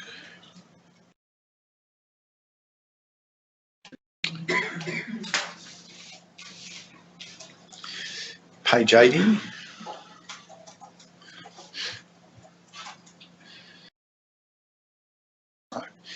Just allude to one of those at this time of year, on page 80. One of the recurring phone calls and emails is about roadside slashing, and particularly weed management, visibility around our roadways. The message always is, you know, there's times where it's growing back faster than you can mow it, and certainly that's always the case. But 1,000 kilometres of roads slashed in the quarter, in a network of, it's more than 50% of our total network, is a pretty big number. Mayor, I agree with that, and I've got a few comments there, and I think people are, especially when it's very wet and our contractors, their staff couldn't get to there, they understood it. But what in the last number of weeks I've been increasingly bombarded with noxious weed complaints, and not only on private property but on land owned by the TMR of ARPC. I think something we have to look into a lot than what we are. It is really nuts, getting frustrated with no headway on trying to sort that problem out. I think the GM will make a comment, but I might add one as well. Thank you, Councillor McInnes. I'm happy to just respond to that briefly. We would welcome you passing those complaints through to the team that look after the main roads noxious weed spraying contract, and so that if there's any targeted areas that we can assess and advise the people that are having difficulty with the timing of when the spraying will occur in that area. I should also point out, this is one area that officers have repeatedly in recent years talked about the difficulty in getting around the full network with the current resources, and that had been what had been identified in the operational plan really doesn't deliver probably the percentage of area covered that the community might aspire to. So it is an ongoing issue, and it is one that we're trying to juggle resources to deliver. Thank you. Councillor McGuinness, I get some of that same feedback. I just observed that in our council deliberations, we didn't support an initiative which would have expanded the capacity in noxious weed and spraying and weed control. And secondly, that some of the weeds that people are wanting us to control without landowners surrounding it stepping up and taking accountability on their spaces, it would be a futile attempt. That really our road reserve in some of those corridors represents negligible percentage of the area that's affected. And you know, that's a conversation we probably need to return to as a more complete conversation about what are the systematic approaches that could take place, because it's more than, it's a bigger issue than just our road reserves or someone else's road reserves. And I can just add a further comment. Yeah, that's why I mentioned the TMR land where there's been water friendly and rail. That's where there's real problems. But from our road point of view, often that's where it starts, and then we can, if we seem to be taking the lead, if you want better to follow, we have to be out in front of it. And thank you, Councillor. I acknowledge that, and I can advise councillors that during the recent refresh and refocus of that area, Joshua Baker, the lead of that team, is actually looking at the current service delivery and considering business improvement strategies on how to address this particular issue.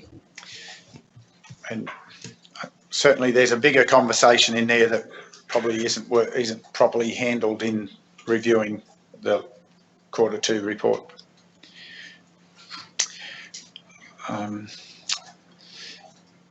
So I think I was on page 80. Anything further to page 81. Mayor, I'll just take the opportunity. We talked a little bit earlier about the COVID impacts on the organisation, and one thing that I failed to mention at the time is the significant impact, not only for local government but across the board in terms of the market for human resources. Council has certainly experienced significant pain when it comes to sourcing appropriately skilled individuals for a number of our roles. We continue to have to take jobs to the market 2 and 3 times to get a successful outcome. Regardless of that, 27 appointments were confirmed through meritorious recruitment processes in the quarter. So, you know, the team, that's a significant result for probably triple the work one would expect for that sort of a result. I'll also draw your attention and I guess my accolades to the 13 employees in the quarter who were recognised for 10, 15 and 30-year service milestones, which really speaks a lot about the commitment of those individual employees and the work environment. Thank you. Councillor West, you had a... Thank you, Jim. I just wondered if you could just elaborate a little bit more on the recruitment, on the trainees and school-based traineeship, and whether we are employing more of those young apprentices or... Yeah, thanks for the question, Councillor West. We've had a fairly consistent, you know, as you're aware, there's the LGAQ facilitates a funding application into the state government funding rounds for local government. We've received a consistent level of funding across the last few years in terms of the number of employees, the number of trainees. Probably we've got a huge level of commitment to the quality of training delivered to those employees and, of course, you know, to those trainees and apprentices, and of course a commitment to their ongoing employment following that. We've had some very good outcomes in the past. Our commitment for this year is to have those trainees and apprentices onboarded as early as possible in the calendar year, so that we're ready for the 2023 intake. Thank you. Thank you. Move to page 82.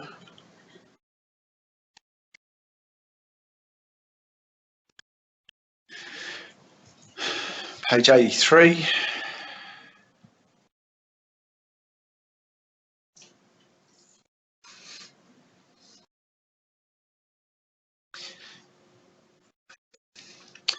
A question without notice, and maybe one that will need further response, but in the safety area, noticing some of those statistics and some of those, just that recurring challenge of getting down to 0 in lost time injuries. Do we have any analysis around where the last 2 years in the psychological wellbeing conversation that was had earlier, where there's an overlay around fatigue, for want of a better term, and the types of incidents we might be seeing, and whether there are any initiatives that we've identified or considered in terms of maintaining a sharp focus in our workplaces? Thanks for the question, Mayor. Interestingly, yes, there has been analysis conducted of incidents over the last several months and years, obviously. We've not identified significant trends that would highlight the need to target proactive response, probably with the exception of a couple of trips and falls. So, you know, as people are alighting from vehicles, and that really is an awareness around, you know, maintaining 3 points of contact and you know, training around that sort of issue. From a psychological perspective, probably not, we're not seeing that in our data at this point. But certainly we are aware of the heightened risks and have made a significant effort in terms of rolling out a health and wellbeing program with certainly back in October, November, in this quarter, applying to this report, the rollout of a health and wellbeing program in Safety Month of October that really took a very big focus on employee wellbeing. Thank you for that enlightening response. Thank you. Further questions, Councillor Swan? Yeah, just a question on that. The cooking classes that have been undertaken, what's the significance of those cooking classes for this program? Thanks for the question. Back in, I think, around July, we ran an employee survey around health and wellbeing initiatives and what employees were really seeking in terms of their own health and wellbeing improvements. Many said that they were seeking nutritional advice and an improvement to their physical wellbeing, their in terms of diet and those sorts of outcomes. And so really, the cooking classes were intended to respond to that really significant response from employees, but also with the element of psychological wellbeing also, that kind of activity is going to help people's psychological wellbeing as well. Thank you. Page 84.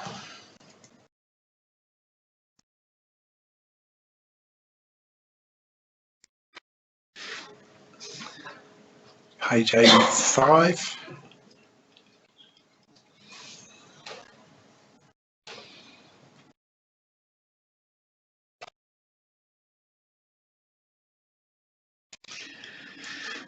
Page 86.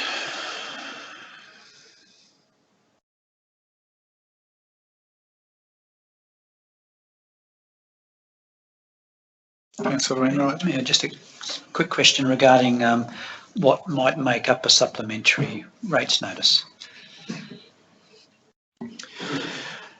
The easiest one, I guess, Councillor Wainwright, is when a property's changed ownerships. Obviously, when rates are levied, they're issued for the 6 months, beginning from 1 July through to the 31st December. Now, if a property changes ownership during that time, the notice was issued, and you may have to issue a supplementary notice to the new owner.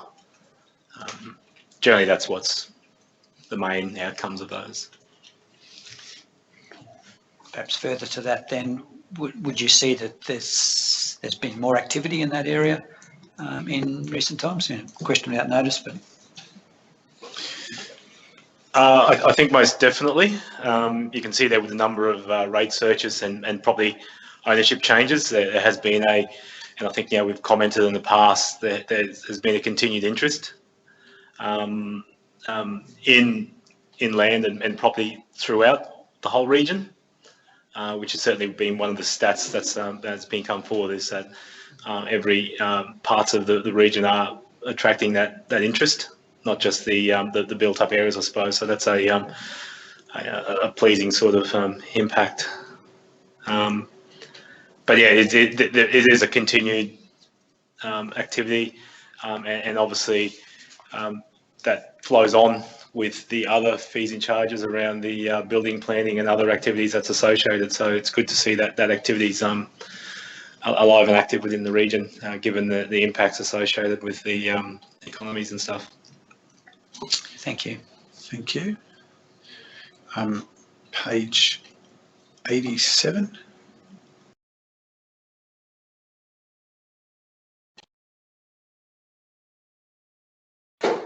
Page 88.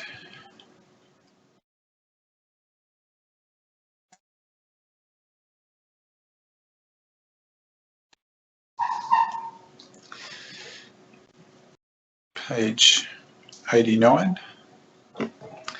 Councillor Swanborough. Mr Mayor, my question on page 89 is in relation to the Tambourine Mountain Library. It says in there in the highlights and achievement, this is in Q2, that 4 concept designs have been developed for the new Tambourine Mountain Library space. These plans will be presented to the council as an executive team to select the final design early in 2022. My question is, when in the quarter, my first question is, when in this quarter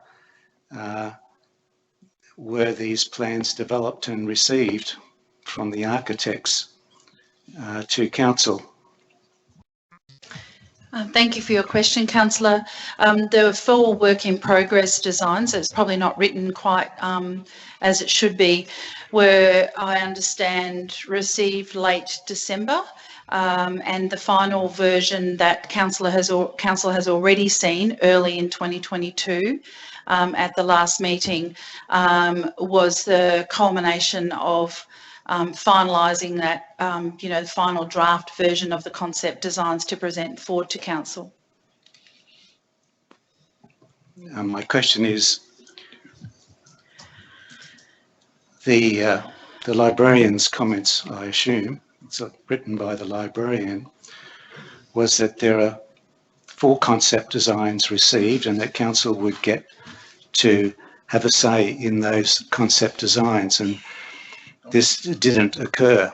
Why didn't it occur that these 4 concept designs were referred to council when they were received in quarter 2? Sorry, councillor. It wasn't a question to you, Mr. Mayor. It was a question to the General Manager. Councillor, when the chair speaks, you stop. That's standing orders.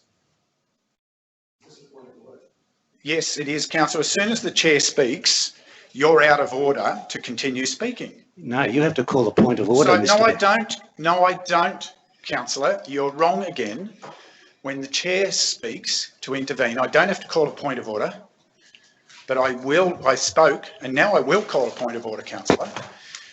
The issues you're raising were prosecuted in the discussion of the library design. You've raised them in that discussion. Prosecuting them now in the context of the quarter 2 update seems to be returning to old ground where the matter has been resolved and decided. The GM wishes to provide further answers, she may. I would only add, Mayor, that as you would understand, when working through the process to define a final design to present to council, which I've just said happened last meeting round, to get the layout right, to make sure it's usable, to look at where the openings of doors and the internal layouts are. There were work in progress designs brought together through the project team and discussed with the executive to land the final design that was presented to council. I apologise if what is written there evokes some confusion. That's not the intention.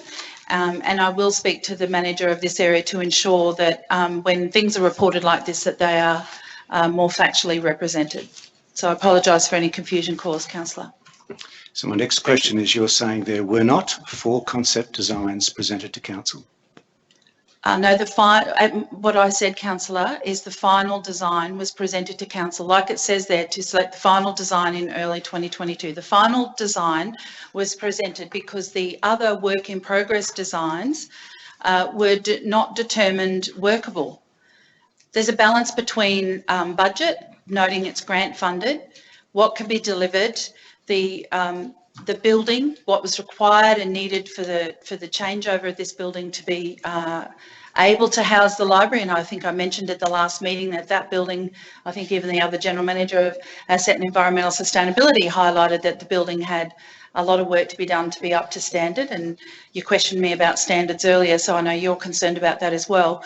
And so for us to land a workable design that could fit in the building, be operational, service the community, based on the community feedback of their desires, wants and needs from that library, and could be funded within the confines of that grant, the final workable design was presented to council. It is not always productive, if I could just add, Mayor, to show work in progress designs if they're not going to be able to meet all of the expectations that I just outlined. CEO, can I just in light of that conversation, whilst we won't have the amendment today, councillors, I would ask that the CEO and the GM people and strategy amend that .3 under libraries on page 89 of 189, or in the final version, to reflect the process that actually occurred rather than the comment from the librarian who wasn't aware of the full process. And I think it's just an example of the challenge that officers face in getting such a mammoth thing together in the tight time frame that is now expected, which limits the opportunities for review and crystallisation of every dot point in a report. And so we should recognise we've created that tight time frame by resolution of council. Mr Mayor, I foreshadow that I'll be moving an amendment to change those words in the report. Well, Councillor, did you listen to what I just said, Councillor? I heard what you said, Mayor, but did you hear what I just said? Yeah, well, Councillor, I just said that I would move an amendment. Well, Councillor, I've already directed for it to be corrected in the report. I'm not sure why that's not satisfactory for you, but anyway. Thanks, Mayor. I'll add that. It's a bad precedent, Mr Mayor. Sorry, providing clarification and ensuring correction of edits in a report is a bad precedent? Interesting. No, it's not. It's just that you don't have the right as the Mayor to direct staff to change their reports Sorry, Councillor. Presented before council. That direction was provided to the CEO, so that's quite appropriate. Again, you didn't hear the process, Councillor Swamborough. I referred to the CEO for him to take it up and manage it, and that's quite appropriate. Nonetheless, it is an amendment that I foreshadow. Thanks, Mayor. I'll add that when Councillor Swamborough provides his motion at the end of this discussion, we'll add the other changes also around the table of the front page of the report, amendment date, and also the delivery date for the capital works. Thank you. We move on to page 90.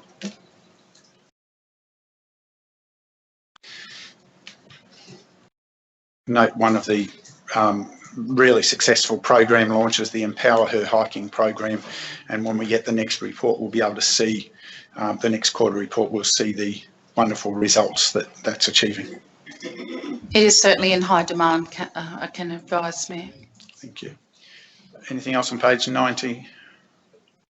91?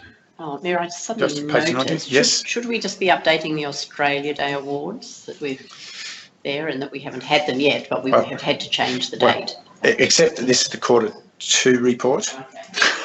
Okay. So, intended to be held, and there'll be more updates on that. There'll be an update in Q3. Time we didn't. I do acknowledge, Councillor, we are working through the process to try and re-deliver that. But yes, you're correct. But this was when the preparation was happening on normal track. Q3 will show the variation why. If it helps, Councillor West, officers have the same challenge winding their brains back to write this report as at the end of Which day was I? Yes. Thank you. Page 91, but well picked up, Councillor. Page 91.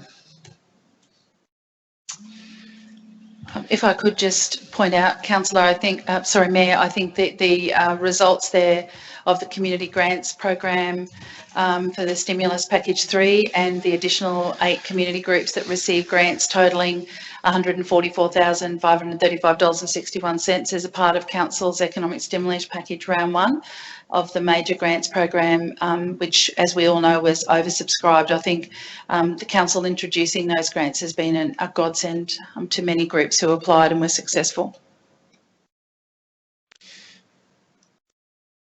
So page 92.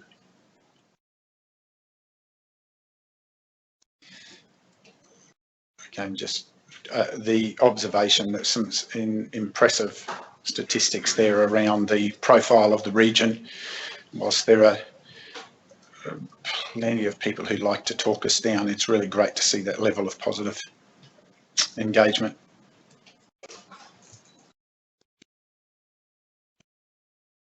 Page 93.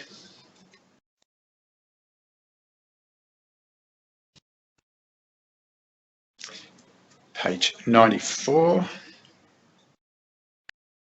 Yes, Mayor, I've got a question just regarding the Planning Department's applications received and determined. The figures show a significant growth of 20 to 30% on the quarterly averages. My question is, would this be considered a very strong indicator for the region? Thank you for your question, Councillor Enright. The current figures are showing not only continued growth, but also surge in all types of development in the region.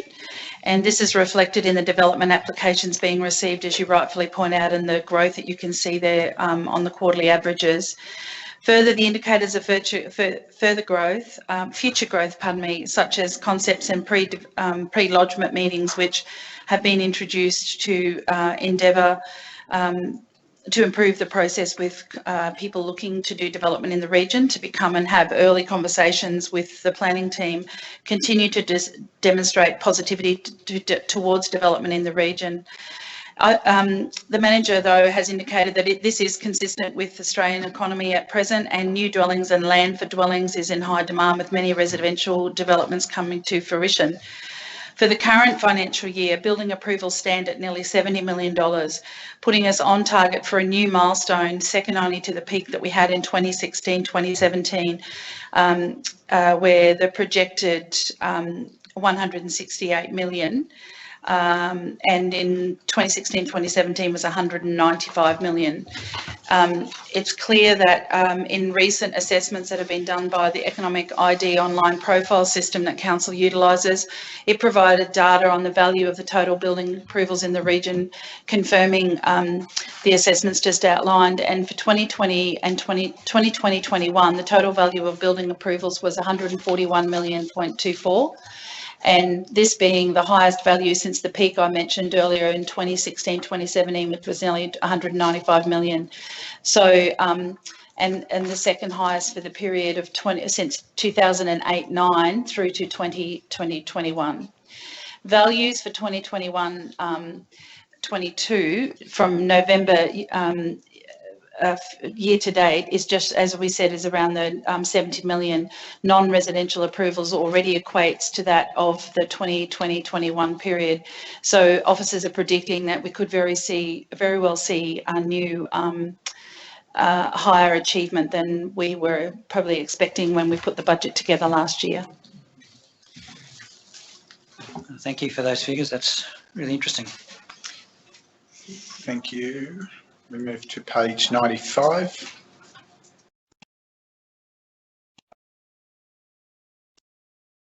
And page 96, Councillor Chalk.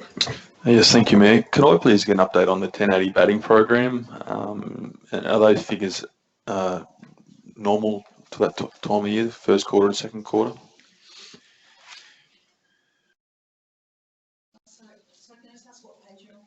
Page 96. And the question, are they, did you say, are they?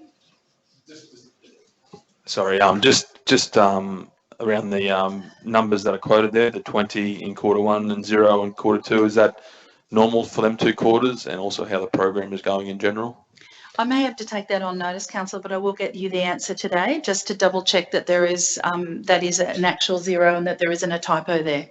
If you will indulge me, I'll come back to you during the break. Appreciate that. Thank you.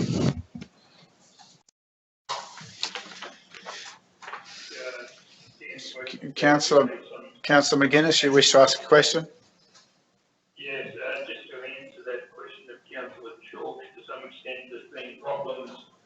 The state government seems to have a different set of rules that they want to operate by now, and it's caused concerns there, but it's, I think it should be highlighted. But my understanding from a number of landowners and staff that they want there's more strict conditions that the state can put on us, and it's getting a real issue around the place. Thank you, Councillor McInnes. I'll come back and verify that perhaps later in the meeting, Mayor, if that's required. Maybe cause for a briefing at some other time, I'd suggest. Okay, that brings us to the Councillor Chalk. I've been asked by the community a lot about this, so that's the reason I asked, just so I could give them an update. So maybe a better time to give an update, but just as long as the community's updated. Thanks. So sounds like a future briefing and a note. Thank you. Okay, that brings us to the end. The rest is largely a duplication. Thanks, Mayor. The second attachment is obviously just a clean skin version of the Thank first. You. Thank you for that. Now we move back to the agenda, and councillors, we have a recommendation in relation to this item. GM, I'd ask you to introduce. Thanks, councillors. Recommendation for item 10.2 is that council adopts the amendments to the operational plan 2021-2022 as contained within the draft operational plan 2021-2022 quarter 2 progress report. And 2, council endorses the operational plan 2021-2022 quarter 2 progress report. Seek a mover. Councillor Enright. Now, before we go to questions, I believe Councillor Swanbury, you have an amendment you wish to? Yes, Mr. Mayor. I'd like to move that councillors be provided with all architects' communication with council in relation to the concept designs of the Tambourine Mountain Library.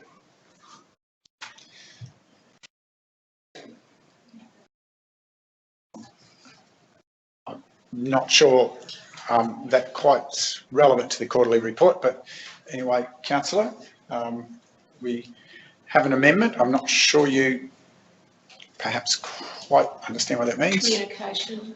Proposed. Sorry, councillor. Communications. Can you just read it out again for the sake of Sharon, please? That councillors be provided with all architects' communications with council regarding the concept plans for the Tambourine Mountain Library.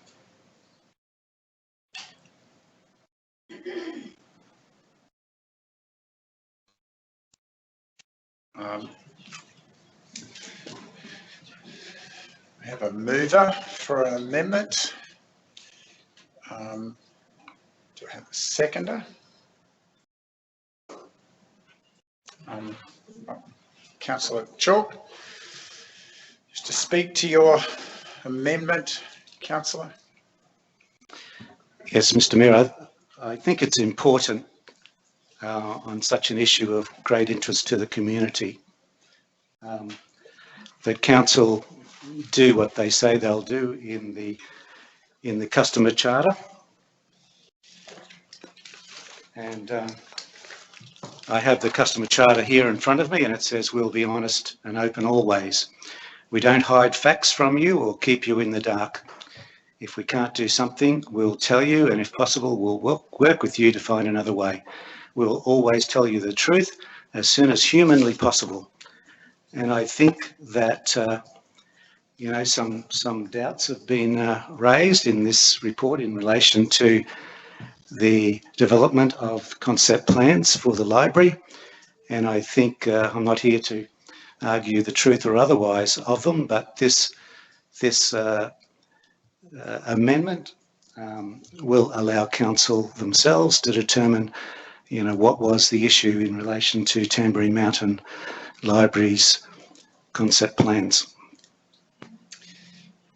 Speaker against? No. A question, if I may, yes. Mayor. A question to Councillor Swanborough. Just trying to gain an understanding of what would you hope to achieve by seeing the other architectural designs or concepts, and given the tight timeframes that we have for this project, where you think there is a benefit? As I said, what I'm hoping to achieve, this is just about information for the councillors in relation to the library information, which may or may not be available. I don't know. The librarian's report said it was available. We're said that it's not right. I just need to know what the true story was in relation to this. Not casting any dispersions on anybody, but this would be a certain way of everybody understanding, you know, what the process that has gone through, what actually occurred, and was there time for us as councillors to see these plans, if they exist or not, and was it fair and reasonable for us to be only given one choice at the last ordinary meeting and put in a position where we did not allow the community to consult on the issue? Further question or speaking against? Well, I just was, there was a question really to the GM about the consultation program because process, because I understand the community were consulted on the library, but I'm not sure of the whole content of it, and was that?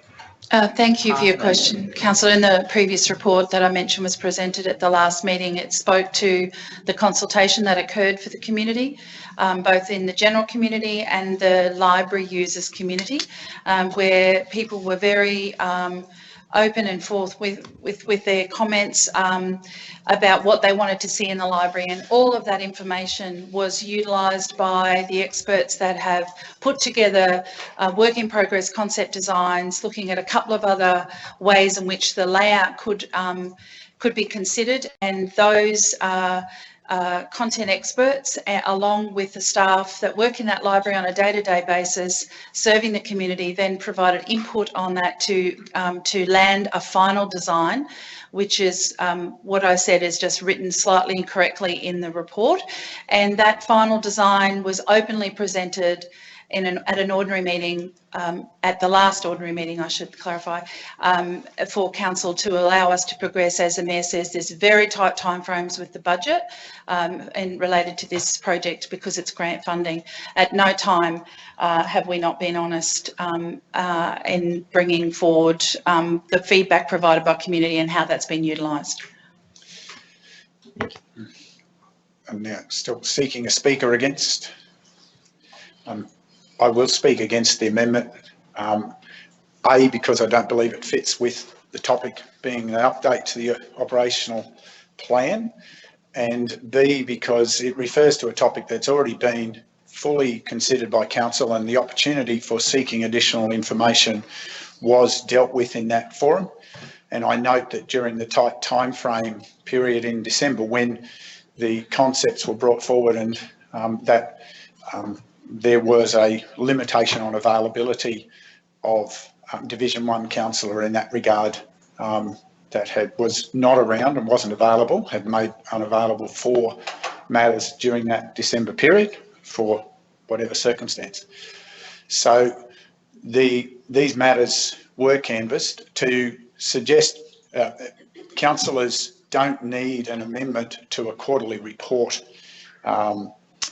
motion to review those materials, and it's somewhat the inference in the comments already is questioning the professionalism and the authenticity of the comments that have already been made today, explaining the variation to the comments in the operational plan reporting today. Another speaker wishing to speak for the amendment? Mayor, a question, if I may.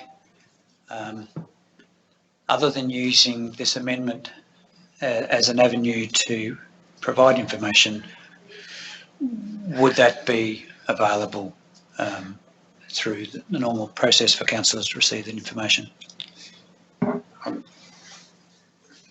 Councillor, I would seek guidance from the GM Council Sustainability. In my view, those are records of council and are confidentially available for councillors to seek access to through an internal briefing at any time. GM? Mayor, just probably just need to clarify all communications, or is it just the actual plans themselves on? Well, the wording's the wording's so extensive, it's sort of like this is an RTI request by another means. That's the concern. Yeah, and that's where the point, I guess, as you said, yeah, we did pay a fee for the service of the design, so that'd be on public record. However, in releasing the communication between officers, and you'd need third-party consultation at some stage. But if the intent was for the actual designs themselves, I'm just seeking clarity if that's the... Well, I appreciate you're seeking clarity, but there's a dispute about whether we had other designs. So that's why I've broadened it to the term. That's why I've broadened it to the term communications, because you know, I'll read it again. The librarian has said, presumably, she wrote this, that 4 concept designs have been developed for the new Tambourine Mountain Library space.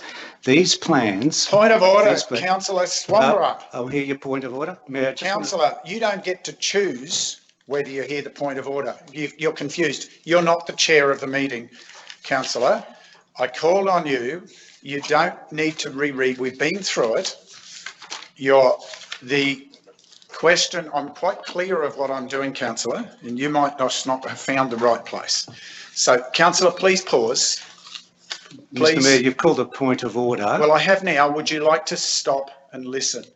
Yes, I have. You're just reiterating words that have already been read out 3 times today. You're not adding value to the conversation by continuing to go over it. You have had an explanation from the GM about the error of those comments and the nature of compressing to get the report forward. Whilst you might say you're not inferring something, you are inferring that the expression and the advice provided by the GM is dishonest by the way you've gone about this. That's what you're inferring. I'm not. You can't. Well, Councillor, I'm just interpreting. Mr. Mayor, that is against the standing orders Councillor? for you to infer something of another councillor. Councillor, well, I apologise, Councillor, but please, the GM gave an explanation, and now you've proceeded down a path to say you're seeking further evidence because you're not satisfied with that explanation. Mr. Mayor, I want to remind you of section 21.4 of the standing orders. It says, no councillor who is speaking shall be interrupted except upon a point of order being raised either by the chairperson or by a councillor. Thank you, Councillor. This is contrary to what this... Councillor, I'll go to 21.5. I'm still speaking. Sorry, Councillor, go to 21.5 and open... You always like to selectively read a little piece. When the chairperson speaks during the process of a debate, the councillor then speaking or offering to speak shall immediately cease speaking, and each councillor present shall preserve strict silence so the chairperson may be heard without interruption. You always seem to overlook that piece, councillor. Yeah, but you can't interrupt. Councillor. Councillor. What, councillor? Read what it says. You always read a piece that you like without putting it all in context. Well, no, not particularly. Sorry, councillor, you do. I think we're going to have to dispute this and get it settled some other way, Mr. Mayor, because so, councillor, I believe that you can speak if you think there's been a breach of a behavioural standard under the standing orders, but you haven't identified a breach of a behavioural standard. Councillor, once again, as the chair, I'm telling you, you're in error in your interpretation. I've read it. I have read through that section. I've read it very carefully. 21.5 gives a very clear where I believe you exactly where you are not acting appropriately. And I've said to you, you've now wasted twice as much time because you are trying to re-prosecute something when we were in the process, we sought a clarity from the GM, and you went off into a dialogue where you shouldn't have been going into a dialogue because you weren't asked to give any further clarity. And the question that was raised is that the wording there is effectively the scope potentially of an RTI. And again, all materials that are within the confidential records of council are available to councillors internally and in confidence, and should be continued to be dealt with that way until there is an appropriate assessment otherwise. The concern that I heard from the GM is that your amendment suggests that all of that becomes a public record without a proper process. That's not true, Mr Mayor. What you said is just not true. The recommendation says that councillors be provided. It doesn't say that it's going to be open to the public, so I think you should withdraw that comment. So, well, councillor, as I explained when I spoke against the motion, and you've tried to re-prosecute twice, so I am going to ask you to stay silent and seek if there's another speaker for the motion. As I've pointed out, that is already available to you without an amendment as a requested briefing at any time for a councillor, or to come back to council. It does not need an additional motion here. That can be a general request, and it is not beneficial to the matter before us today, which is the other consideration about amendments. So, I'm seeking a speaker for, or you've got a question? Further question subsequent to my yes, Councillor question. May I ask the mover of the amendment, Councillor Swanborough, whether he would consider replacing the word communication with concepts? Because from my understanding, you're looking to see the designs, not the process of that it went through, whether you would consider that.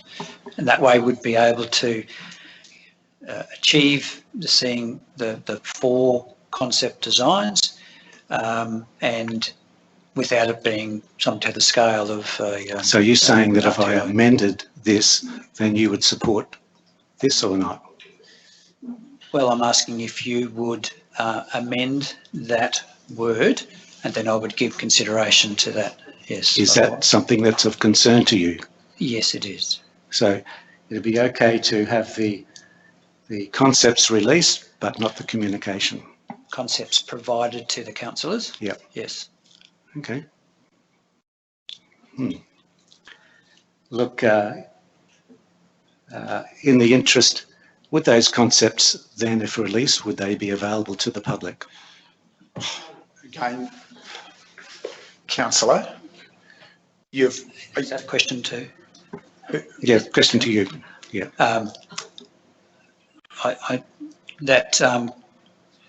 The question that you ask is a change from your amendment.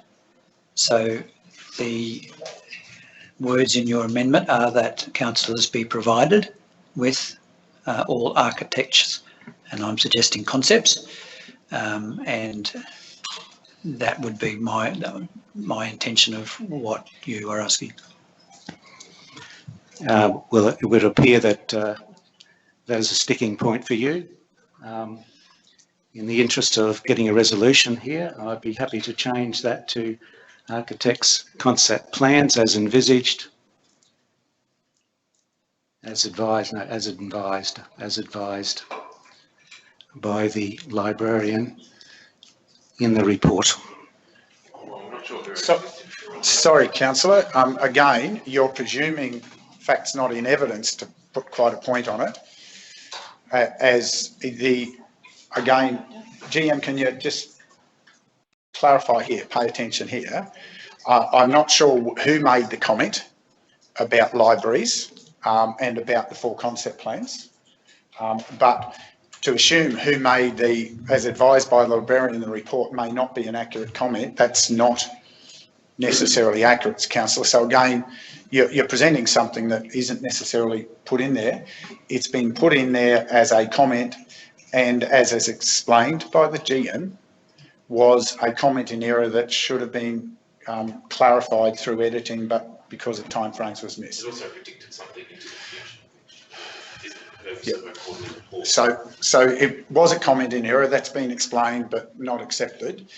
But I don't believe is appropriate. I'm just pointing out, councillor, as advised by the librarian, there's nothing in the report that says that's written by the librarian. So I think you're creating a false statement in your amendment, councillor. Could I ask a question? Who made the comment? I think during the discussion, I explained to you that the reports are generally put together by the staff.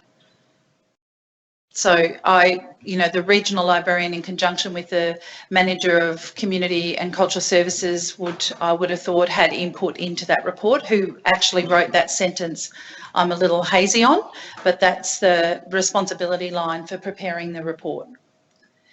If I may, Mayor, I'm inclined to agree with you. I don't think that's material in what the councillor is trying to ask of us. And I should clarify the 3 concepts that were the work in progress concepts to land the most, operational design to provide the performance we're looking for, then led to the final design, which you have already seen. So we're not going to continue to prosecute that today. Councillor, I'm just suggesting that your language saying as advised by the librarian report is not a fair, reasonable or... Let's just say advised in the report. Thank you. Through you, Chair. Again, just in recent times, just with resolutions and clarity, I'm just wondering whether or not there's a consideration of including in there the delivery at an upcoming council executive workshop. It just says how, it's not clear about how that's been to be provided. I think to understand your terms, you're suggesting this should say via confidential briefing at an earliest convenience. Yeah, just knowing that that's been the sort of the trend in recent times, just to give that clarity so that it's acted upon accordingly. But just that doesn't accord. I mean, we can always resolve to go into confidential briefing, which essentially gags the councillors from sharing any information with their community. I think that the community needs to know what these plans are. That's why I'm saying it be provided by councillors to councillors, so that they're aware of what these concepts were. Well, councillor, that's different to what you answered before.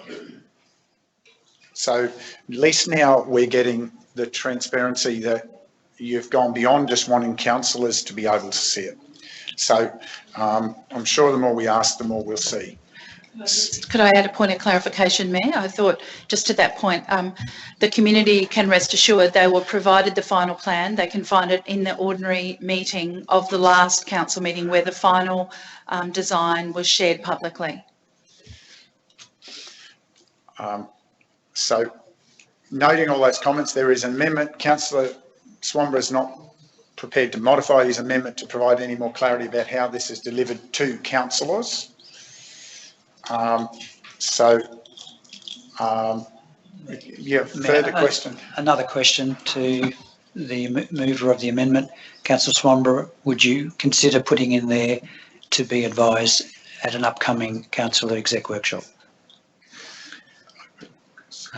Devised or provided? So look, the first thing I did in here was, well, the second thing I did was speak about our customer charter, and our customer charter is it will be open and honest always, and it says here that we won't hide facts from you or keep you in the dark.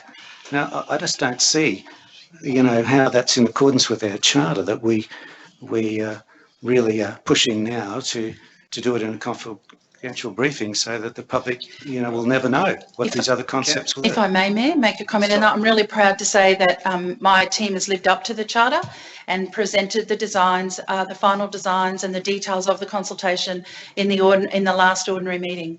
So I congratulate the team for living and breathing the charter. So with that in mind, councillors, we clearly have an impasse in viewpoint. It is not an uncommon practice to actually understand what the scope of materials is before you determine, and for all councillors to understand it before it's published. And certainly I'm pleased to hear the desire for full transparency. I'm sure there'll be a time in the future where that'll be even more important. So I'm actually going to, I'm conscious of some feedback earlier, I'm actually going to adjourn there before we finish resolving this amendment because of some time sensitivity outside of our control. and we will return at 1 o'clock to continue the progress of the ordinary meeting. Thank you, councillors.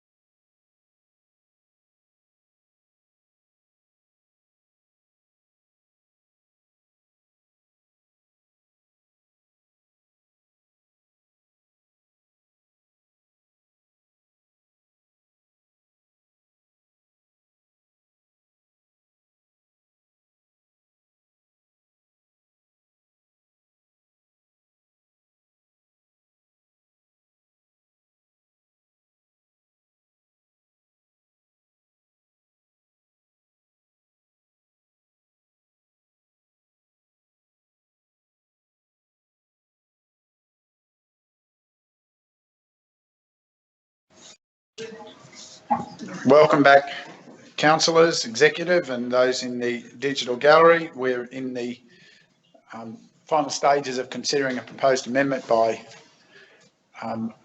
Councillor Swamborough. We were then considering whether there was another speaker for the amendment as it's now sitting on the screen.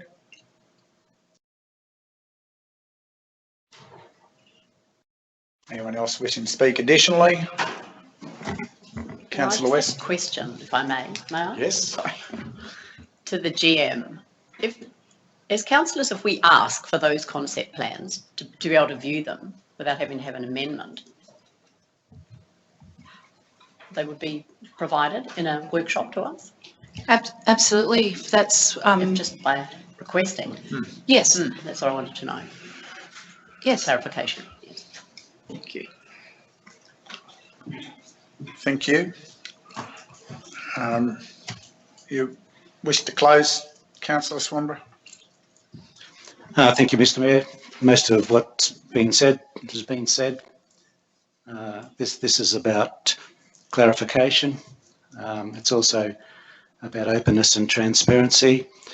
It's in the public interest that these concept plans be made available. No councillors around this table knew about the existence of these plans until it appeared in the report. Point. Actually, yeah, we've got your back, Councillor McGuinness. We're pressing on with the meeting.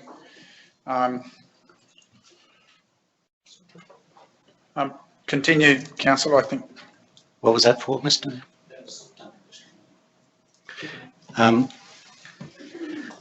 Yeah, just for Councillor McGuinness's benefit, this amendment, I believe, is in the public interest.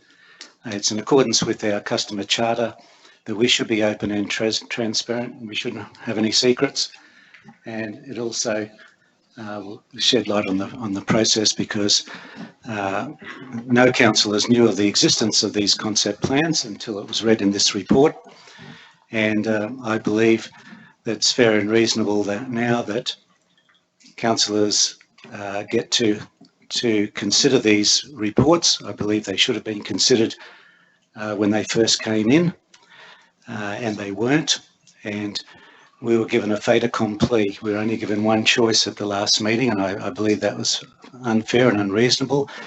And also it was unfair and unreasonable that the public who provided original consultation into the report were not given a copy of the floor plan for them to comment on, because it's not a process that makes any sense to me, that you ask people for their ideas in a broad terms, but you don't give them the specifics to comment on. So I support this amendment, and I recommend it to the councillors. Those in favour? Those against? Councillor McGuinness? Yeah, against. Okay, the amendment's defeated.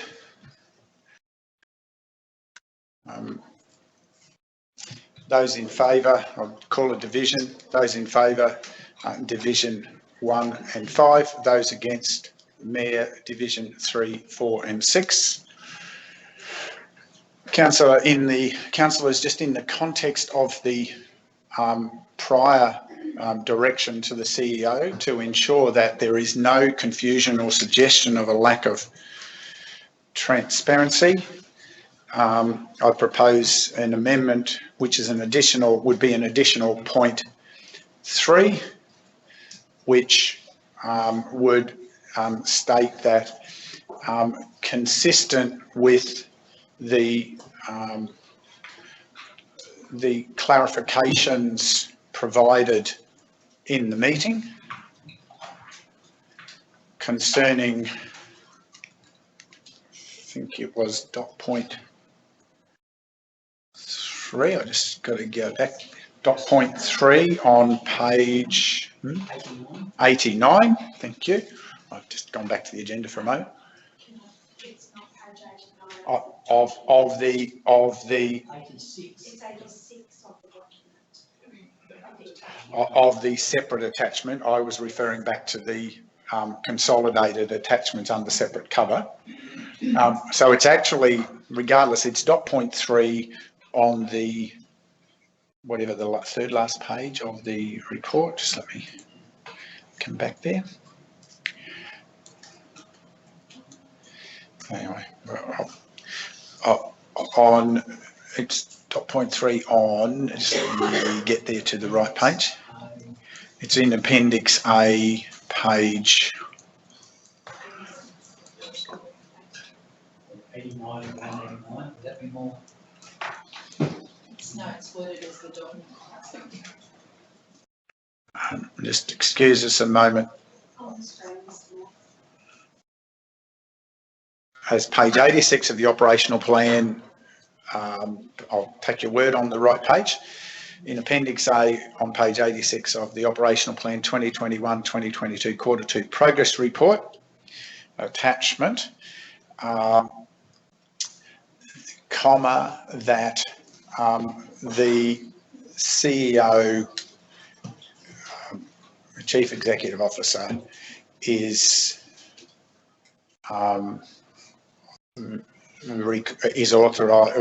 authorised to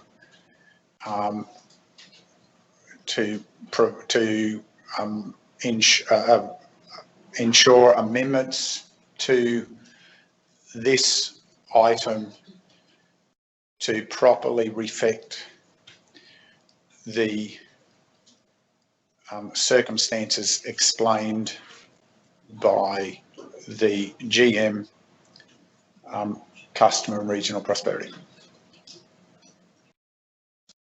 Does that provide enough clarity? And that for that to occur, sorry, and just to, sorry, this is going to be a long sentence. For that to occur prior to publishing.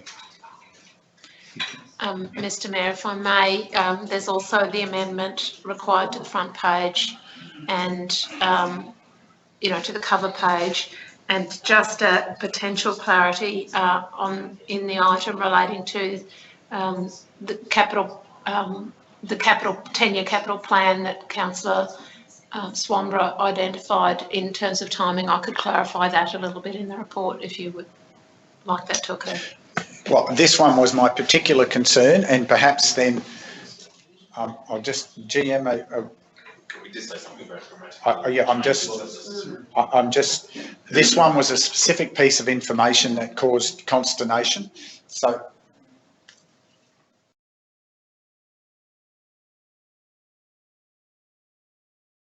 Actually, the draft operational plan. I'm just waiting. Sorry to those in the gallery. I'm just waiting whilst there's some administrative clarification here. Thanks, Mr. Mayor. Just running through to make sure that I guess this amendment should form dot point 3, similar to, yeah. And I think Sharon's just doing that now, consistent with that. That's what I said. It would become, once, if it's approved, it would become a dot point 3 of the, yeah, of.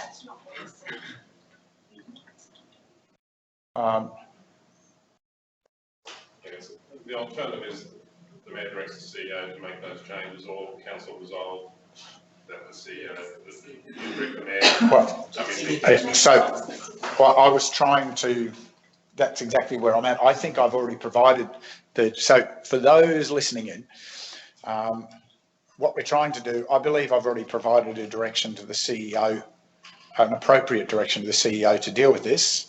The concern was that that mightn't have enough transparency to be traced in the record of the meeting, and therefore I'm trying to find a form of amendment that recognises the direction to the CEO, which is in two parts. One is specifically relating to that content, and then to other minor grammatic but not content, material or intent, content or intent changes, such as the proper naming of the front page before the draft report becomes the final report.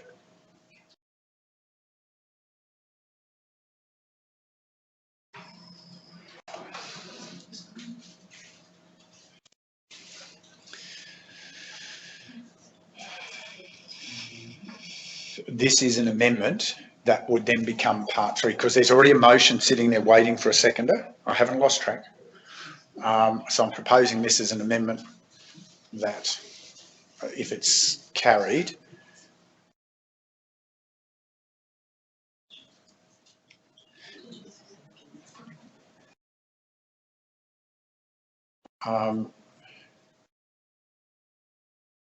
consistent with the clarifications provided in the meeting, including, so after the, sorry, you're losing me here. So can you just go up there and I'll read through. Council acknowledge that the Mayor has directed the Chief Executive Officer to make all necessary grammatical minor amendments consistent with the clarifications provided in the meeting, including concerning dot point 3 in Appendix A. Yep. And this should be the draft operational plan. And it is actually of the draft operational plan before it report before it becomes the final. And it's in the first column, the third. Dot point in the first column, yes.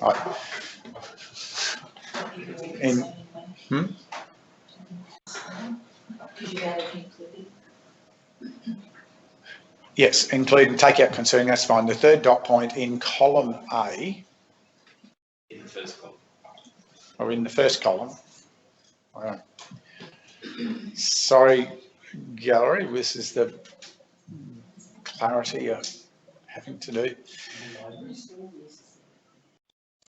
Of the draft operation plan. I think that'll get us enough to be able to find it at any point in time.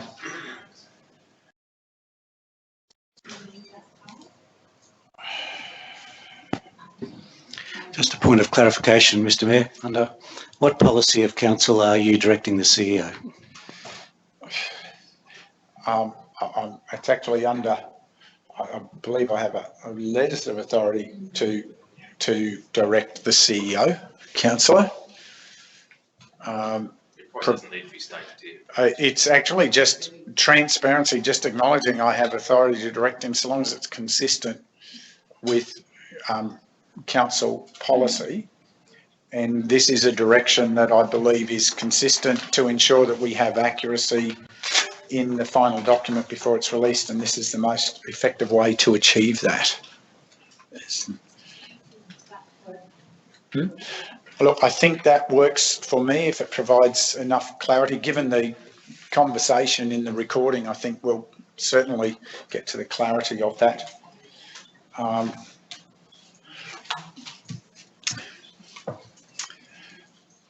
So moving that as an amendment. Are there any questions to that?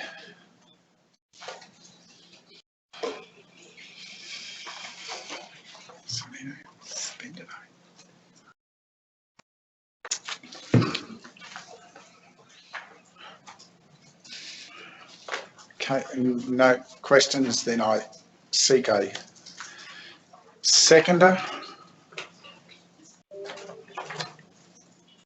Thank you, Councillor Enright. I don't think I need to speak beyond saying this is simply about trying to dot I's, cross T's, what would be a normal administrative process, but making that transparent, that in the way that we've now compressed the timeframes for the preparation of these reports, and the constraints and the challenges that we've had on staff and on executive team members, that there have been, it is difficult to read every word in a 90-odd page report before it is brought to our attention, and therefore there will be times where there are minor components and components that aren't properly positioned when they're brought forward. This is an opportunity to ensure that that is accurate as a permanent record of the council. Anyone wishing to speak against? Councillor Swanborough. Mr Mayor, I don't believe it's a grammatical problem, and I don't believe it's a minor amendment either. there was a statement made. We haven't even discussed it with the author to see whether the author was prepared to change it. And it's provided information which is a revelation to the council and to the public about in this report. Everybody's assuming it's a grammatical error or a minor amendment, and this seems to be a situation where we're in some sort of damage control all of a sudden to try and rewrite history, and I don't believe I support the amendment. Anyone else wishing to speak for the motion or the amendment? Anyone else wishing to speak against? If not, we've exhausted both of those avenues. I will just close and point out that contrary to the insinuation in those last comments, the author is with us in the room today. The author of the report is the GM People and Strategy, who has the accountability and the custodyship and actually has presented this report, and therefore has the necessary jurisdiction to consider the comments of colleagues as to whether they are acceptable as the author for consideration. So it is always a concern that we face any sort of challenge, inference without evidence to the professionalism of our team, and I believe we've had adequate clarification. And the nature of the particular matter about a final plan for the library was well discussed and articulated in the meeting at which we discussed that, including the genesis of the process to get to a final plan. And I understand that might not have been heard as clearly, or and it was a tight time frame. It is a challenge that we do face tight time frames if we want to preserve our funding on those things. Today we're dealing with the Q2 operational progress report, operational plan progress report. I commend the amendment for inclusion. Those in favour? Those against? Thank you. That's carried. Yes, that's carried. Division called. Those in favour was Mayor, Division 3, 4 and 6. Those against, Division 2, Division 1 and 5. Councillor Enright, are you still happy to progress with your motion, including that amendment? Yes, certainly, Mayor. We return to the motion now that has 3 parts.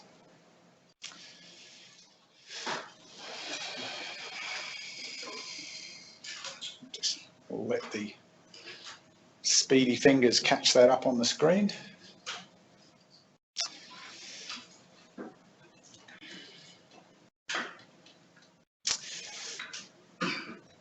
Okay. So I don't believe we need to read that. Now, I believe we were at the point of we had moved it. We hadn't moved forward yet at that time to seek a seconder. We'd gone into the amendment. Are there any questions, further questions to the motion before us? Seek a seconder. Councillor West, wish to speak further? Councillor Enright. Thank you, Mayor. I would like to speak toward this motion. I think we've had the opportunity over a couple of hours to really drill down into the fantastic work that is done by our council. Under the 7 themes, there is just hundreds and hundreds of items that we do in providing services and projects and programs for our community in a 12-month period, and this Q2 program was an opportunity for us to review what was done over that October to December period and to highlight the fantastic work that is being done by our members of our staff. And I commend this report and congratulate our organisation led by the CEO and his general managers and all of the staff who deliver a fantastic program of work and achieve so much for our community. Thank you. Anyone wishing to speak against? Anyone seeking to speak additionally? Councillor West. Just really to say to residents, look, it is worth taking a look at the operational plan for Q2 and especially the back section, which really drills down into the operation. And given the challenging times that we have all been experiencing, and obviously it's affected council, there really is a very positive result for our community. Anyone else wishing to speak in support, as there was no one to speak against? I will add some comments and echo some of Councillor Enright's. There is a cohort in our community that will always be critical of council and will always find the holes where we are still growing. But the reflection in this report is of some incredible efforts, some exciting opportunities being brought to life for our community, and an incredible array of very capable professionals working under difficult circumstances, often with limited resources. And we've heard some examples today where our decisions limited the resources to address what the community is also recognising as problems. However, the report shows really strongly the quality and the clarity compared to what was in place only a few years ago and that we've moved forward from is really empowering and gives confidence to the broader community that this organisation's focused and delivering strong results.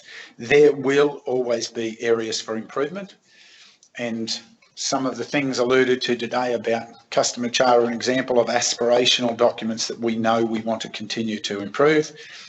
However, there are some exceptional project results as well as recurring operational results as a foundation, and I commend the staff across the organisation for their commitment and resilience through what was a difficult quarter. Anyone else wishing to speak? If not, back to you. Councillor Enright, you wish to close? Put the motion in its three parts. Those in favour? Thank you. Those against? The motion is carried. I'll declare a division. Mayor, Division 3, 4, 5 and 6 in favour. Division 1 against. We now move forward to item 10.3, page 16 of the agenda, councillors, and GM or CEO, we might turn to you more appropriately. Thank you, Mr. Mayor. I'll take this item. Item 10.3 is about the reappointment invitation for the 2022 panel of judges for the Queensland Tourism Awards. Deborah Howe, Council's General Manager, Customer and Regional Prosperity, has received another invitation from the Chief Executive Officer of the Queensland Tourism Industry Council regarding reappointment to the panel of judges as a team leader for the Queensland Tourism Awards.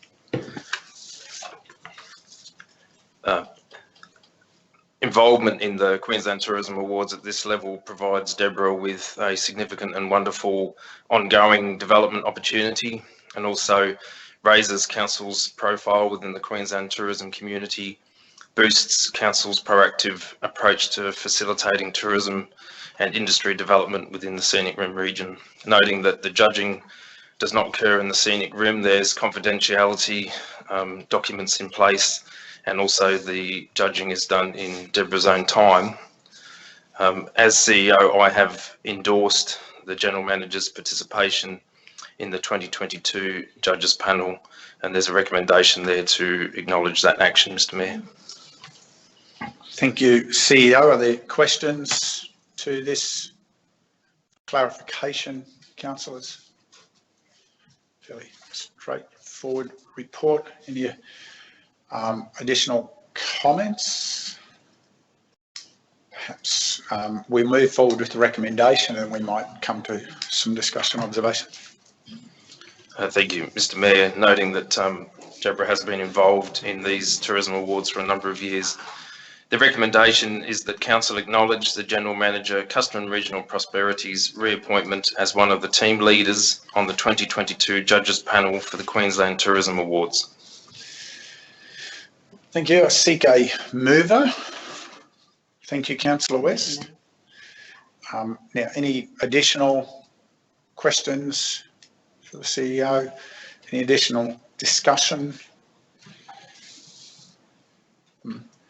I would simply make the discussion. It is a great, I think councillors, we should recognise this is a great message for us as a region. Firstly, that we've been able to attract someone who is held in such high regard by those at a senior level in the industry, and to have them continuing to be passionate and delivering in a leadership role in our council. And the industry is also fortunate to have that expertise available more generally locally to help continued development of our tourism products and to contribute to economic development in the region, but also to contribute to the ongoing strengthening of that across Queensland through participating in the judging. And it is, I commend the GM for that recognition. And yeah, I think that's just a bit of discussion to the point. Any further discussion, councillors?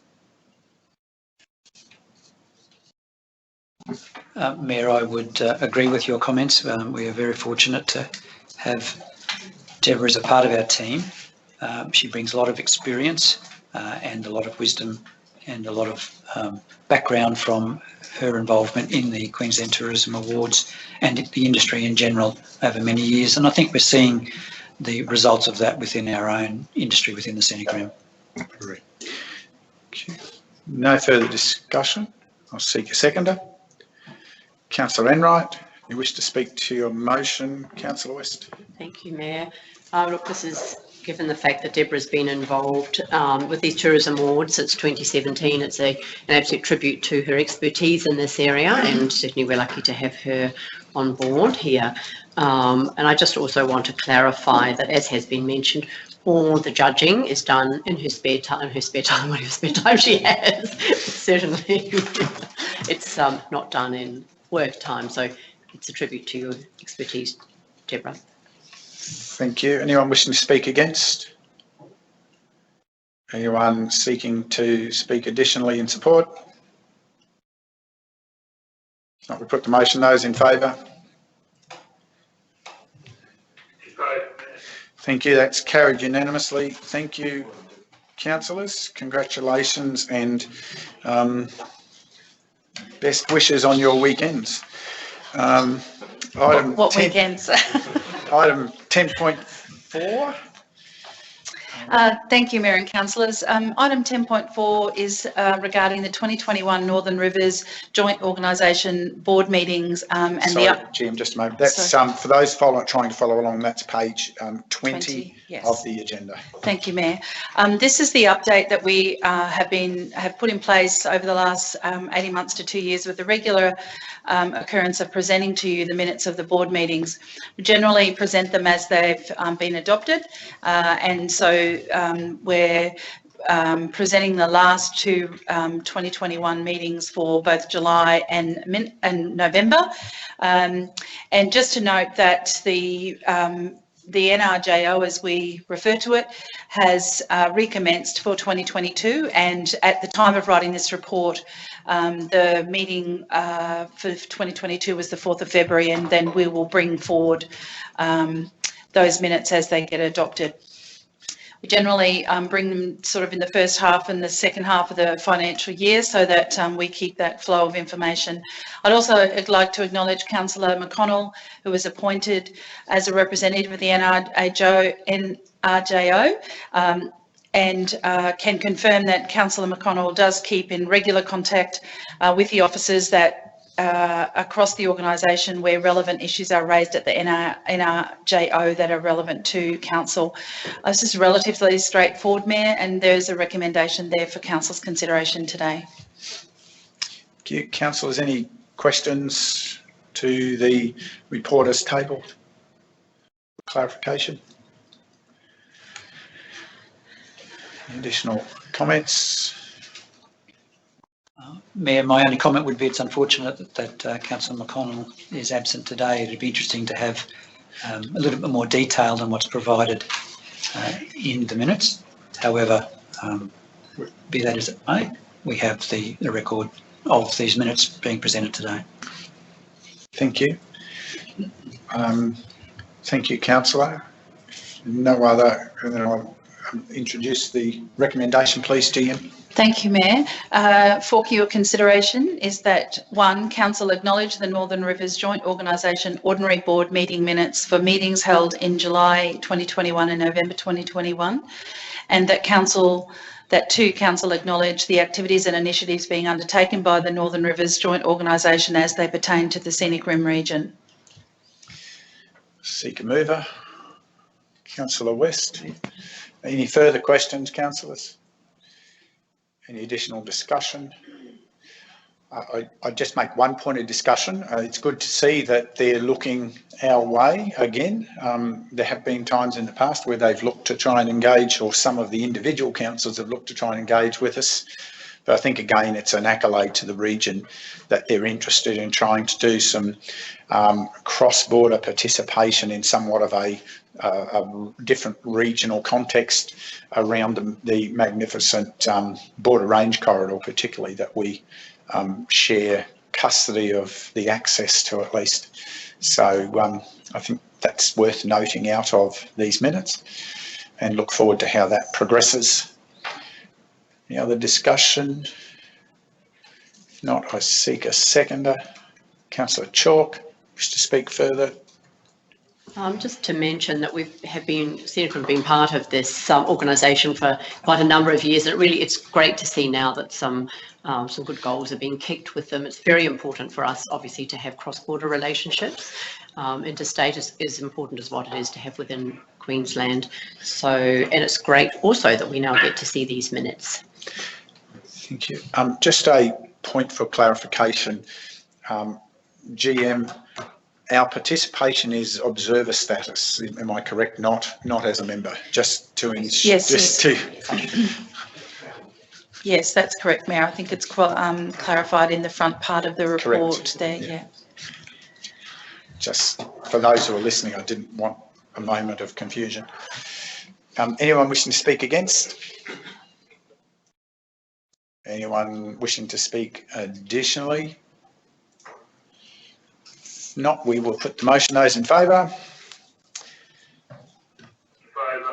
That's carried unanimously. Thank you, councillors. We move to item 10.5.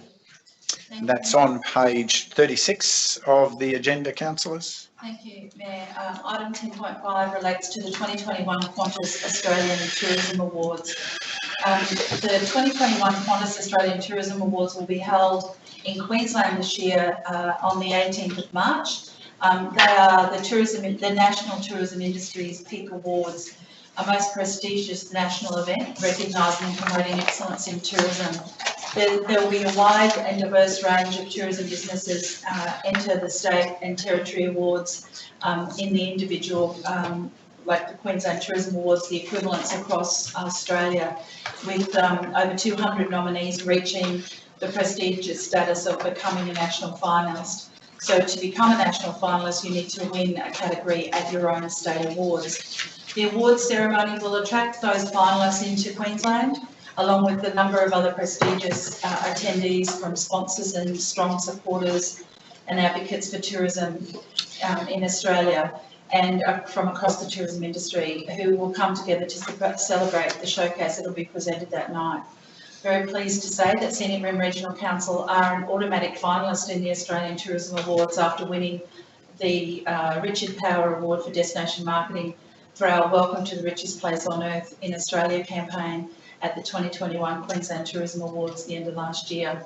As such, Council has received an invitation to the official for an official representative to attend the 2021 Qantas Australian Tourism Awards ceremony, as I said, being held on the 18th of March at the Sunshine Coast Convention Centre in Twin Waters. And councillors are well aware, as the report states, that tourism is one of the biggest industries, or our second largest industry in the Scenic Rim, and with council being a finalist in these prestigious national awards, we believe it is, as officers, it is appropriate that council and the region be represented at the awards.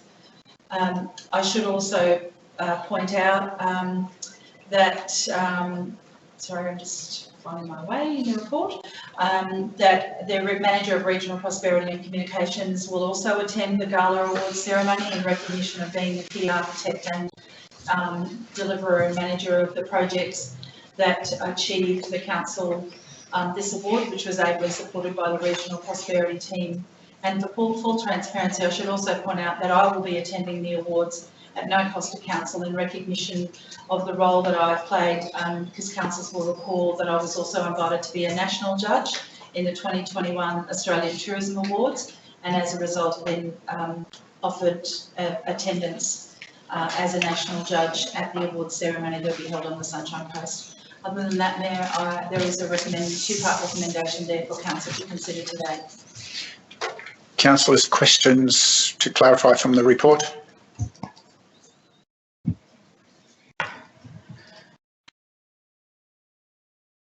If not, I ask the GM to introduce the recommendation and then seek a mover. Thank you, Mayor and Councillors. For your consideration today is a recommendation that one council endorse Mayor Greg Christensen as the nominated councillor representative to attend the 2021 Qantas Australian Tourism Awards on Friday, 18 March 2022 at the Sunshine Coast Convention Centre in Twin Waters. And two, that should the Mayor be unavailable to attend the 2021 Qantas Australian Tourism Awards on Friday, 18 March 2022 at the Sunshine Coast Convention Centre, Council endorse the Deputy Mayor, Councillor Michael Enright, to attend in the Mayor's place. Seek a mover. Councillor Chalk. Any further questions, councillors? Any additional discussion?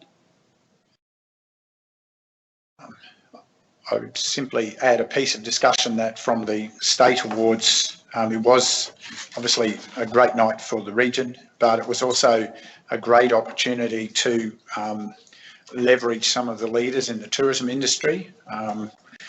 It was even an opportunity to get a Scenic Rim Lonely Planet lapel button onto the relevant Minister for Tourism.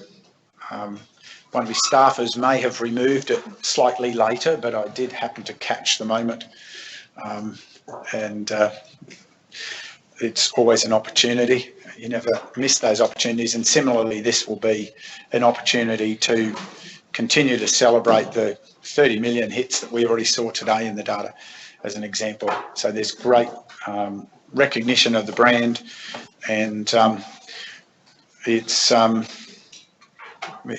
quite fascinating opportunity that we have before us, and we'll go optimistic. Any further discussion? If not, let's seek a seconder. Councillor West. You wish to speak to the motion? Councillor Chalk, no. Anyone wishing to speak against? Anyone wishing to speak additionally? Councillor Enright. Good luck. Thank you, Councillor. I agree. That's not to me. I just happen to be there. Good luck to our region. It deserves it. Thank you. Anyone else wishing to speak additionally? If not, we'll proceed to put the motion. Those in favour? In favour. That's carried unanimously. Thank you, councillors. We have item 10.6, page 41 to turn our attention to, and GM, we'll turn to you for this item. Thank you, Mayor. Item 10.6 deals with 21-22 Infrastructure Capital Works Program delivery as an update item.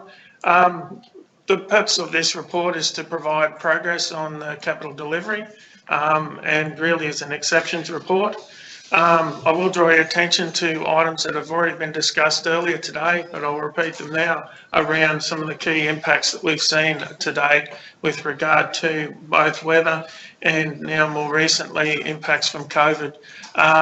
We've certainly discussed these before, and certainly happy to revisit those as well. Look, every opportunity will be taken on board to try and gain or regain some of the lost time on some of these projects that are currently being delivered, and every opportunity for future planning for other capital projects to enable us to position ourselves with the appropriate resources, both whether it be products and materials or the person power required to get them delivered in years to come. So unfortunately, I'm looking at the weather forecast, or fortunately, if you're looking for rain, towards the end of the week. So I'm seeing that we have been reasonably fortunate in the last few weeks in most parts of the region around being able to get work progressing.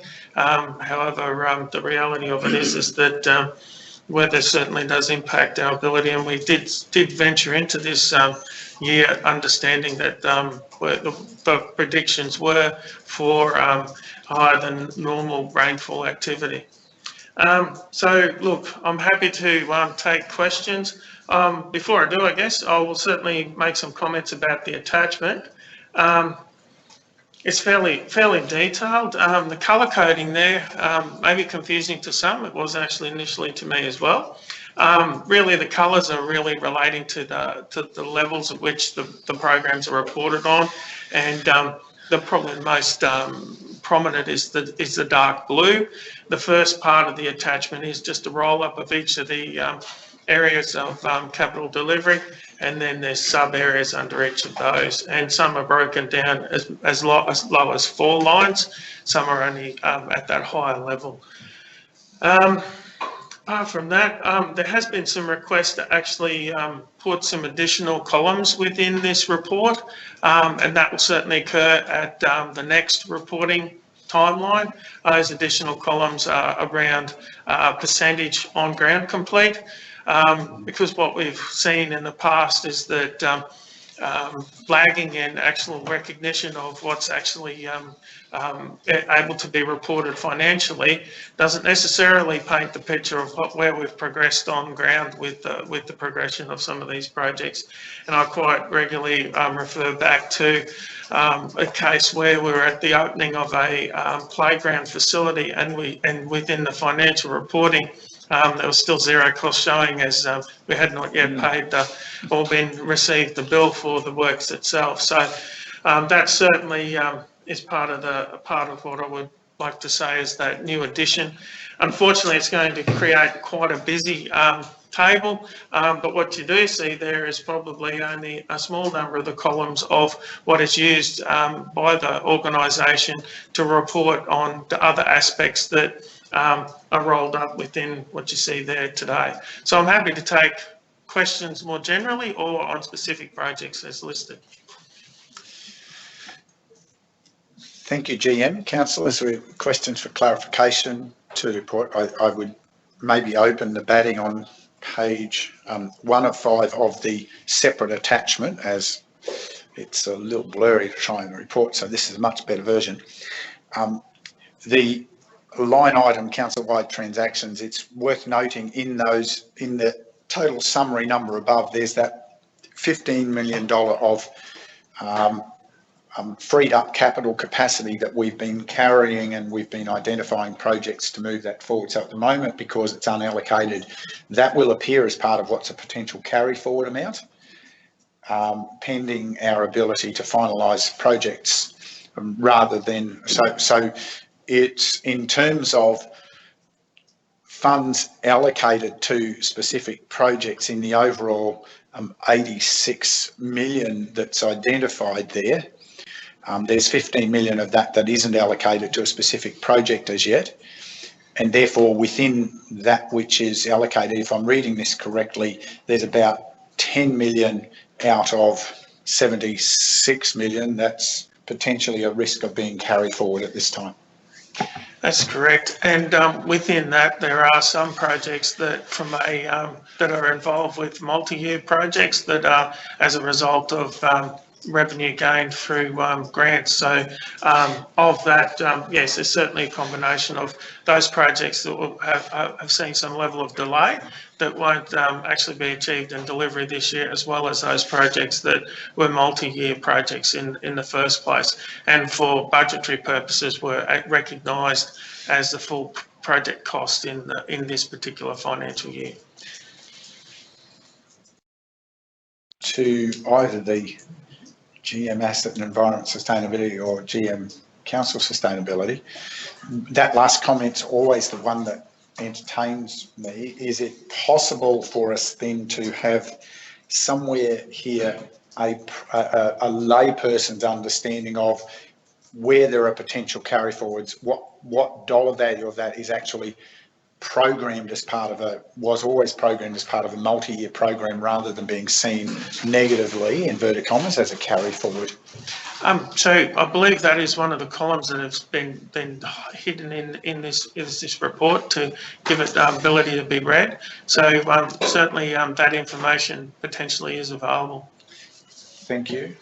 And Mr. Mayor, I guess just to provide that layman's terms, when council adopts a budget, a project sometimes isn't naturally delivered within the 12 months, which is a financial year, and will require that continual commitment of those dollars to complete the project over the subsequent financial years. And that's simply put, ideally, it'd be nice to budget things and all complete them all within the 12 months, but we've seen over the course of the last 2 years, there's been added complexities around the deliveries and with the resourcing and logistics associated. So that's in layman's terms. Council will go about adopting a budget in the full hope of naturally trying to accomplish everything within the 12 months. However, there are limitations in terms of some of those aspects. Thank you. Further questions, councillors? We have some wise experts sitting in the wings, should they be required. Councillor Enright. Just a question regarding the Unite and Recover Community Stimulus Package 1. There are a number of new amenities blocks. Do you want to talk to a page, Councillor? Page 2 of 5. Just to help anyone following along, correct. Like the rest of us. I note the comment is nearing completion. I think, given that this report is of the 22nd of January, I think, I'm assuming that most of those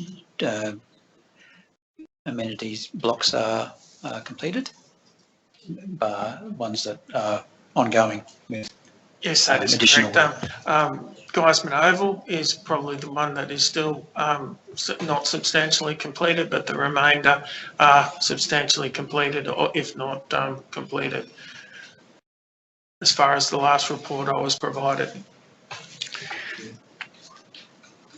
Further question, Councillor? Another question that's on page 2 of 4. 2 of 5. I've got 5 pages in my attachment. Sorry, I was reading the document. 3 of 5. Yep, right at the very bottom, but is it Town Centre drainage program, or under the Vibrant Active Towns, but is it Town Centre revitalisation project? I note that the transport improvement projects of Selwyn Street and the car parking, just wondering if there is a commencement date for these exciting projects. I don't have an exact date, but I can give you a rough, at this point in time, it's early March, which is counting down 2 to 3 weeks' time.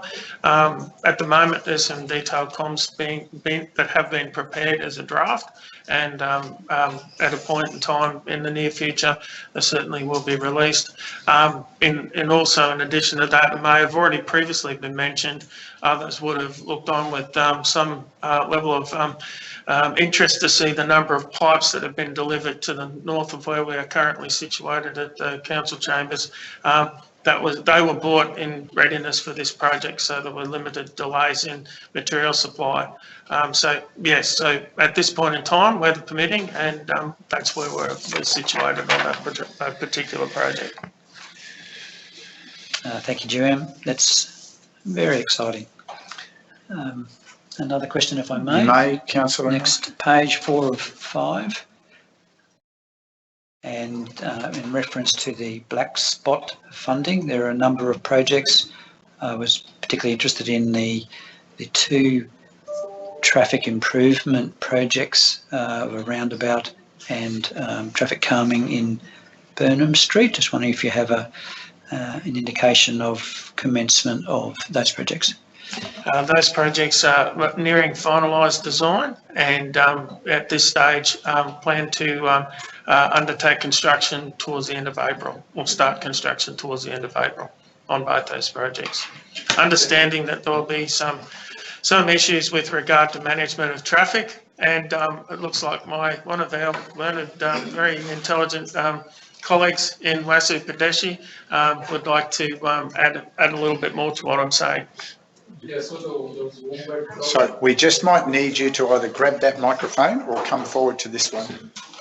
Yeah, so that Wombat crossing, which we need to include, that's why the design little bit delayed, because we have to do some things to finalize that design.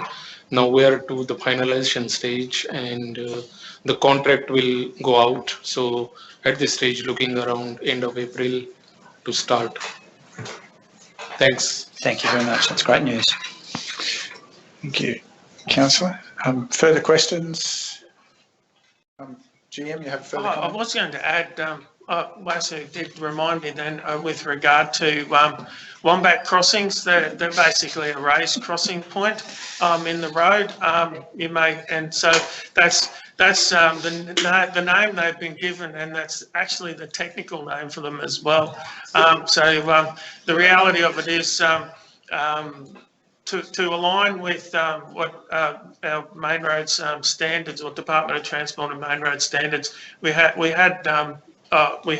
actually requested to update the plans that were approved for the black spot funding by the funding body, being through DTMR. So the reality is that has laid some delay in the design, but the reality of it is we're still on track to complete those works by the end of financial year. Thank you. Further questions, councillors? I did. Can I just make a comment? Yes, we'll get to comments in right a moment. There's no further questions. Come to comments. Councillor West.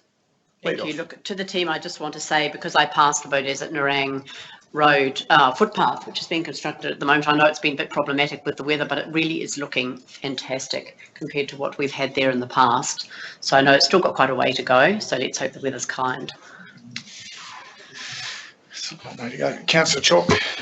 Yeah, Chris, could I get an update on the head road works? Yeah, I know it was delayed. Is there any plans to start that anytime soon?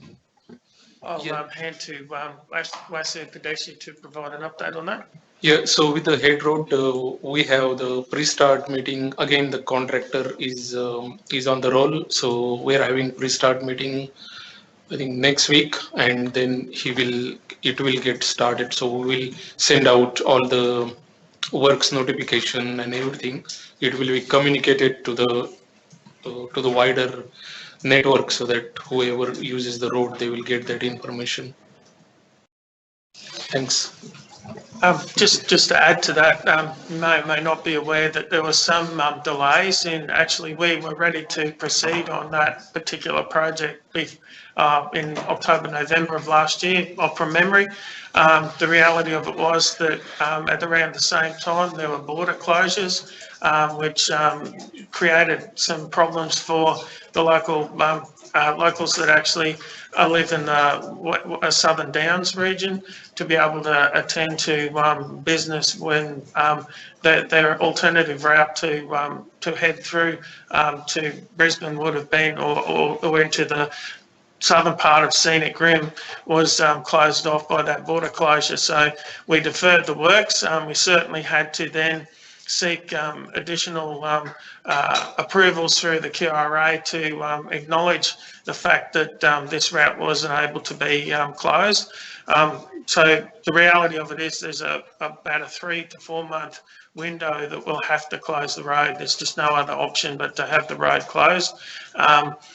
It will be inconvenient to those that do need that as a travel path. But however, mindful now that with the border reopening, that certainly it has lessened the impact, but still there will be an impact to motorists. In them plans, will signage be put up giving motorists early indication that the road is closed before they get to the base of it and realise and have to turn around? Yes, so there will be variable message signage on the Boona, what is it? Sorry, not Boona Radnowny Road, and similarly on the other end as well. So there will be enough forewarning with the variable messages. Yeah, thanks. I think one of the other comment is that now we'll be getting in better weather time as well during winter. So that's actually a good scenario for construction. Councillor, I'll just make a comment. Experience has shown that having those variable message boards with clear messages where you think you should have good visibility for attentive drivers doesn't preclude the probability the number of people will find their way to the bottom and then discover they're in the wrong place. And so you may still get some disgruntled feedback.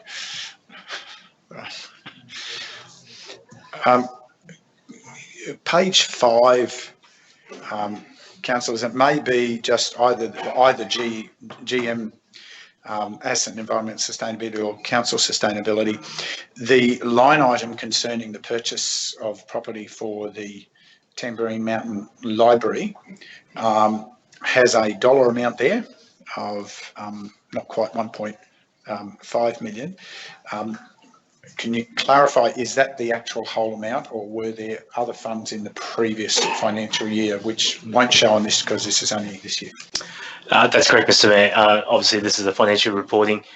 There was a deposit paid in the previous financial year of around 160,000, I believe, from memory, which will, when capitalised as part of the whole purchase price, the deposit plus the balance plus any stamp duty and associated costs amounted to about 1.6 million, I believe, in total. Thank you for that clarification. I'm sure otherwise there would have been further questioning of transparency, but it's about the accounting structure of what's in the financial year as we were discussing earlier. Thank you. Any further queries, questions, councillors? If not, we come back. We have a recommendation. GM, would you kindly introduce? Thank you, Mayor. The recommendation is that Council note the update of the delivery status of the 2021-2022 Infrastructure Capital Works Program.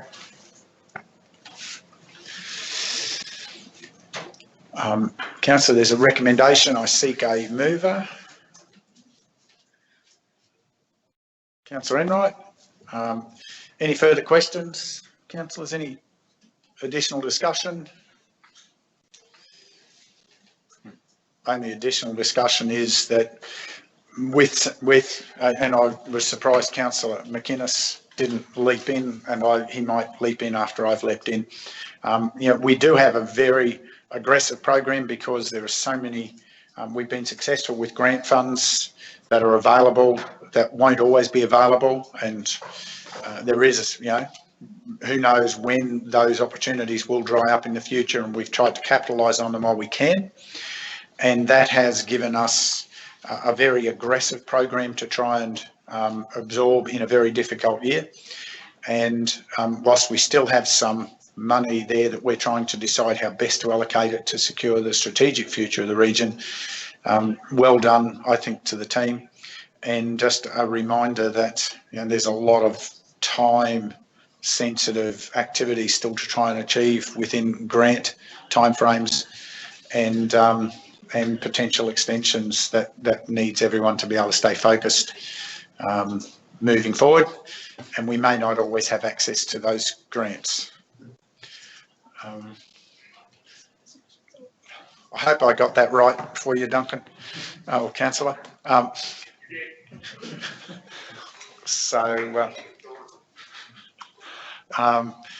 seek a seconder. Councillor Chalk. Wish to speak further, Councillor Knight? Thank you, Mayor. I think this is a great report to give us an update on the summary of delivery of, as you've mentioned, a very aggressive program.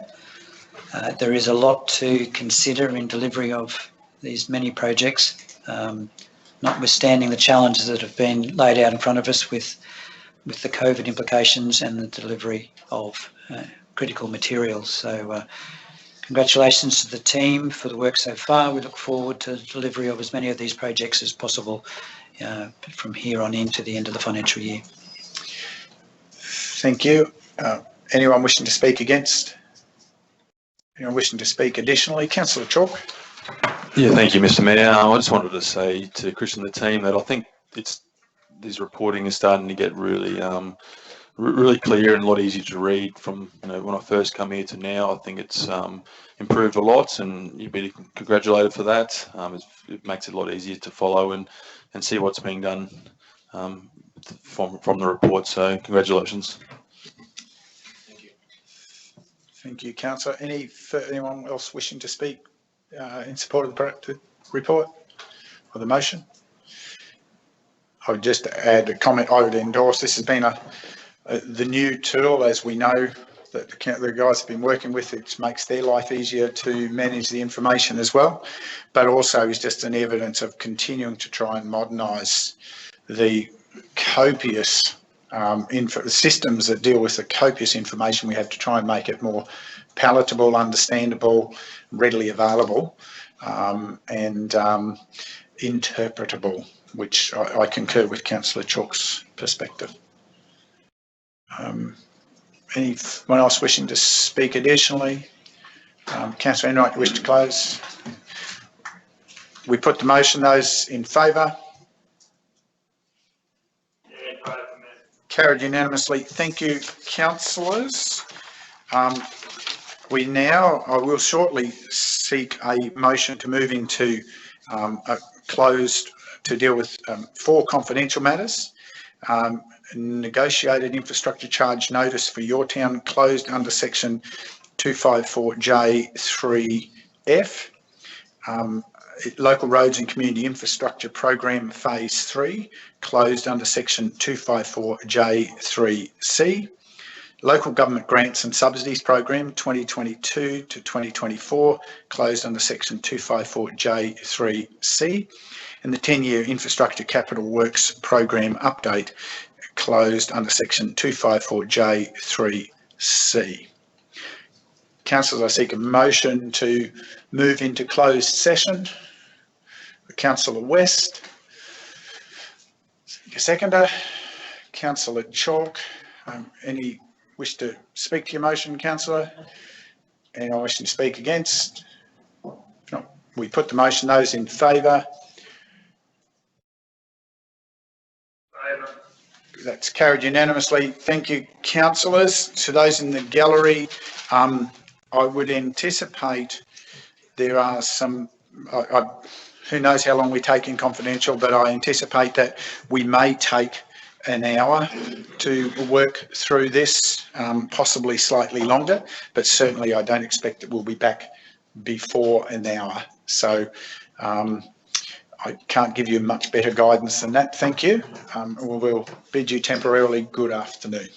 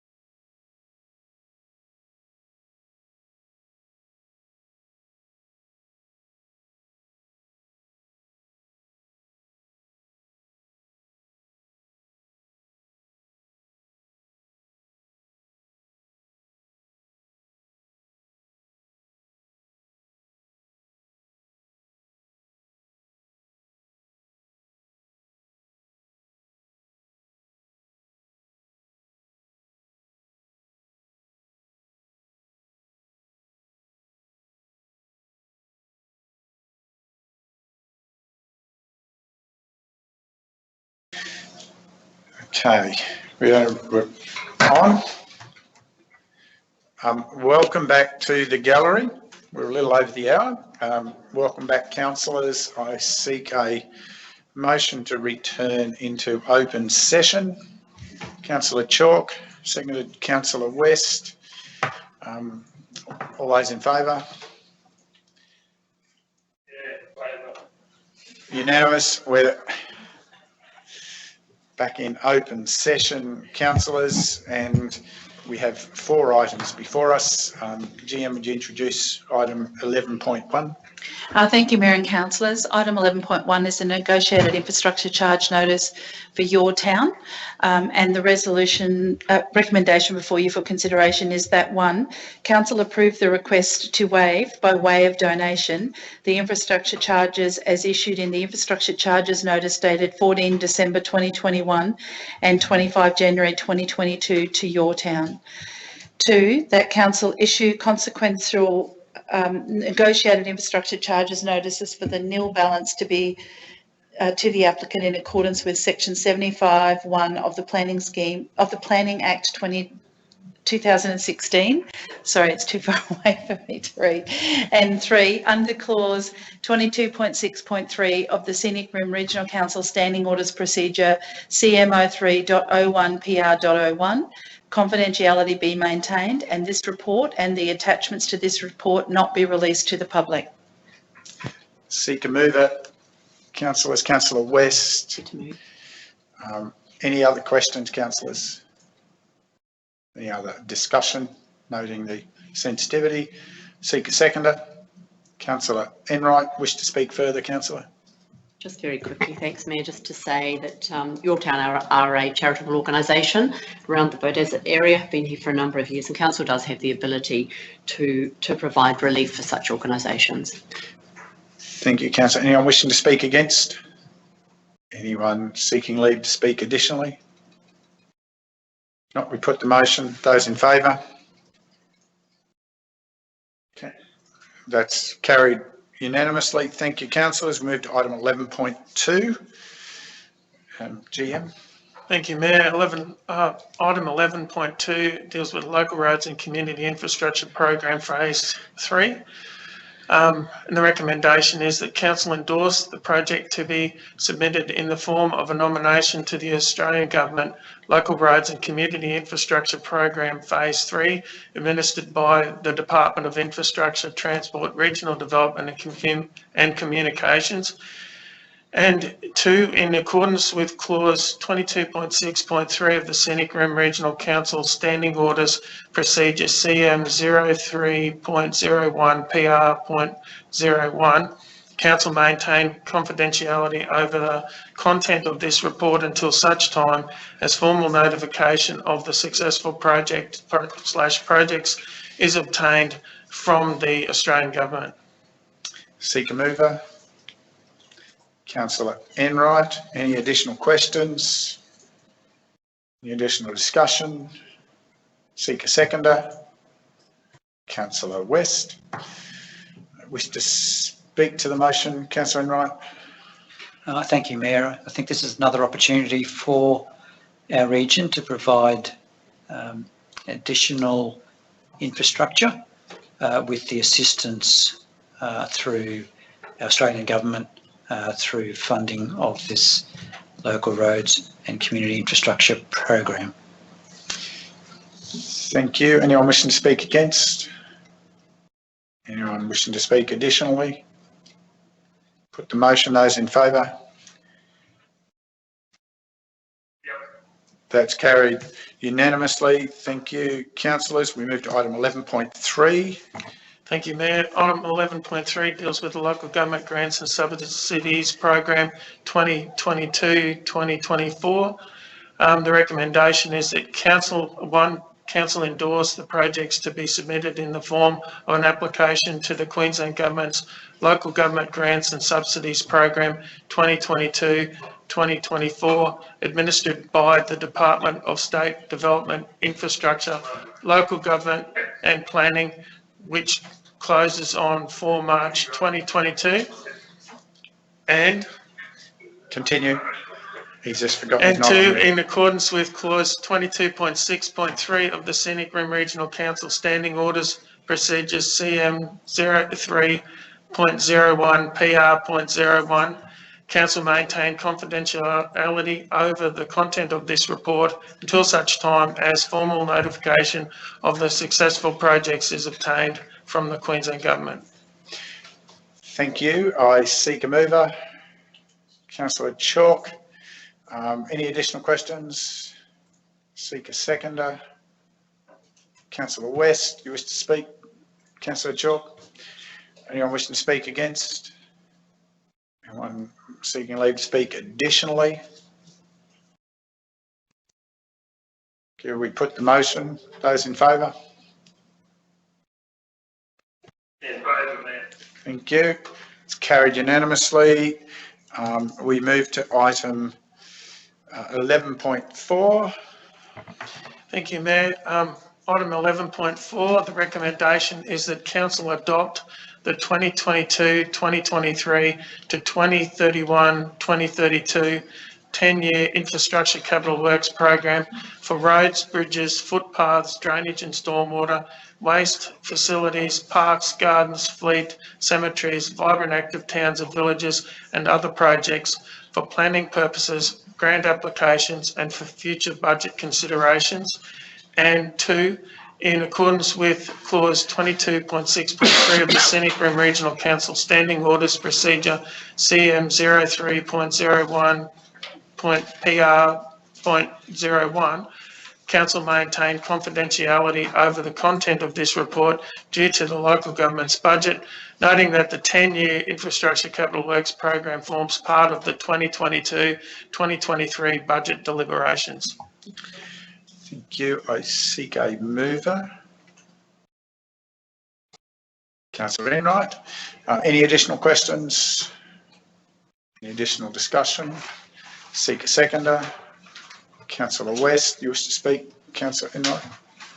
Thank you, Mayor. This is an important document to forecast the potential expenditure in the coming 10 years, keeping in mind that it has to fit in within the budget of the ensuing year.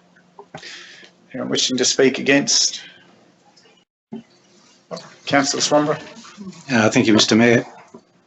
Look, I've listened to all the arguments for and against in the last half an hour, and I've got to say that I'm a little bit nervous about putting this up at this stage. I think there's a lot more discussion that needs to be had, and I think the budget process will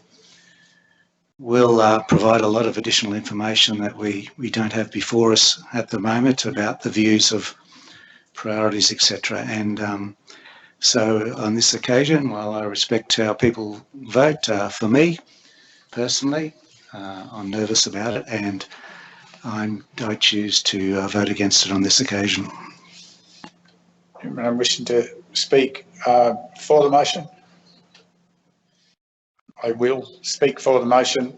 I think this is a normal recurring process that happens on an ongoing of our budget preparation process. There is nothing untoward about it. It's, in many terms, you could consider what's in front of us today is simply based on a research package from our officers to inform perspectives leading up to the budget. It's clearly understood that this isn't final because we don't sign anything off until we are actually signing off the budget. And furthermore, the reality is we're not committing to anything, but when we do get to the budget, we're committing to 12 months, not 10 years. So these are planning tools. You need to start somewhere. We need this straw man for effect to be able to progress our deliberations and consider other matters as we move into the budget. So I commend this as a practical step, which is a recurring step that's been happening nearly every year that I can think of anyway, and just serves us well to be able to have a document to discuss in those processes. Anyone wishing to speak against? Anyone else wishing to speak additionally? wish to return to speak to your motion? Okay, then put the motion. Those in favour? Councillor, those against? Councillor Swanborough. We call a division. It's Mayor Division 3, 4, 5, 6 in favour, Division 1 against. That brings us to the end of the business of the meeting before us today, and thank those in the gallery for your patience, for joining us today, and I thank councillors and officers particularly for the levels of preparation and detail that you've provided in so many aspects. Greatly appreciated. Bid you good afternoon at, by my watch, that's 3:50. Goodbye.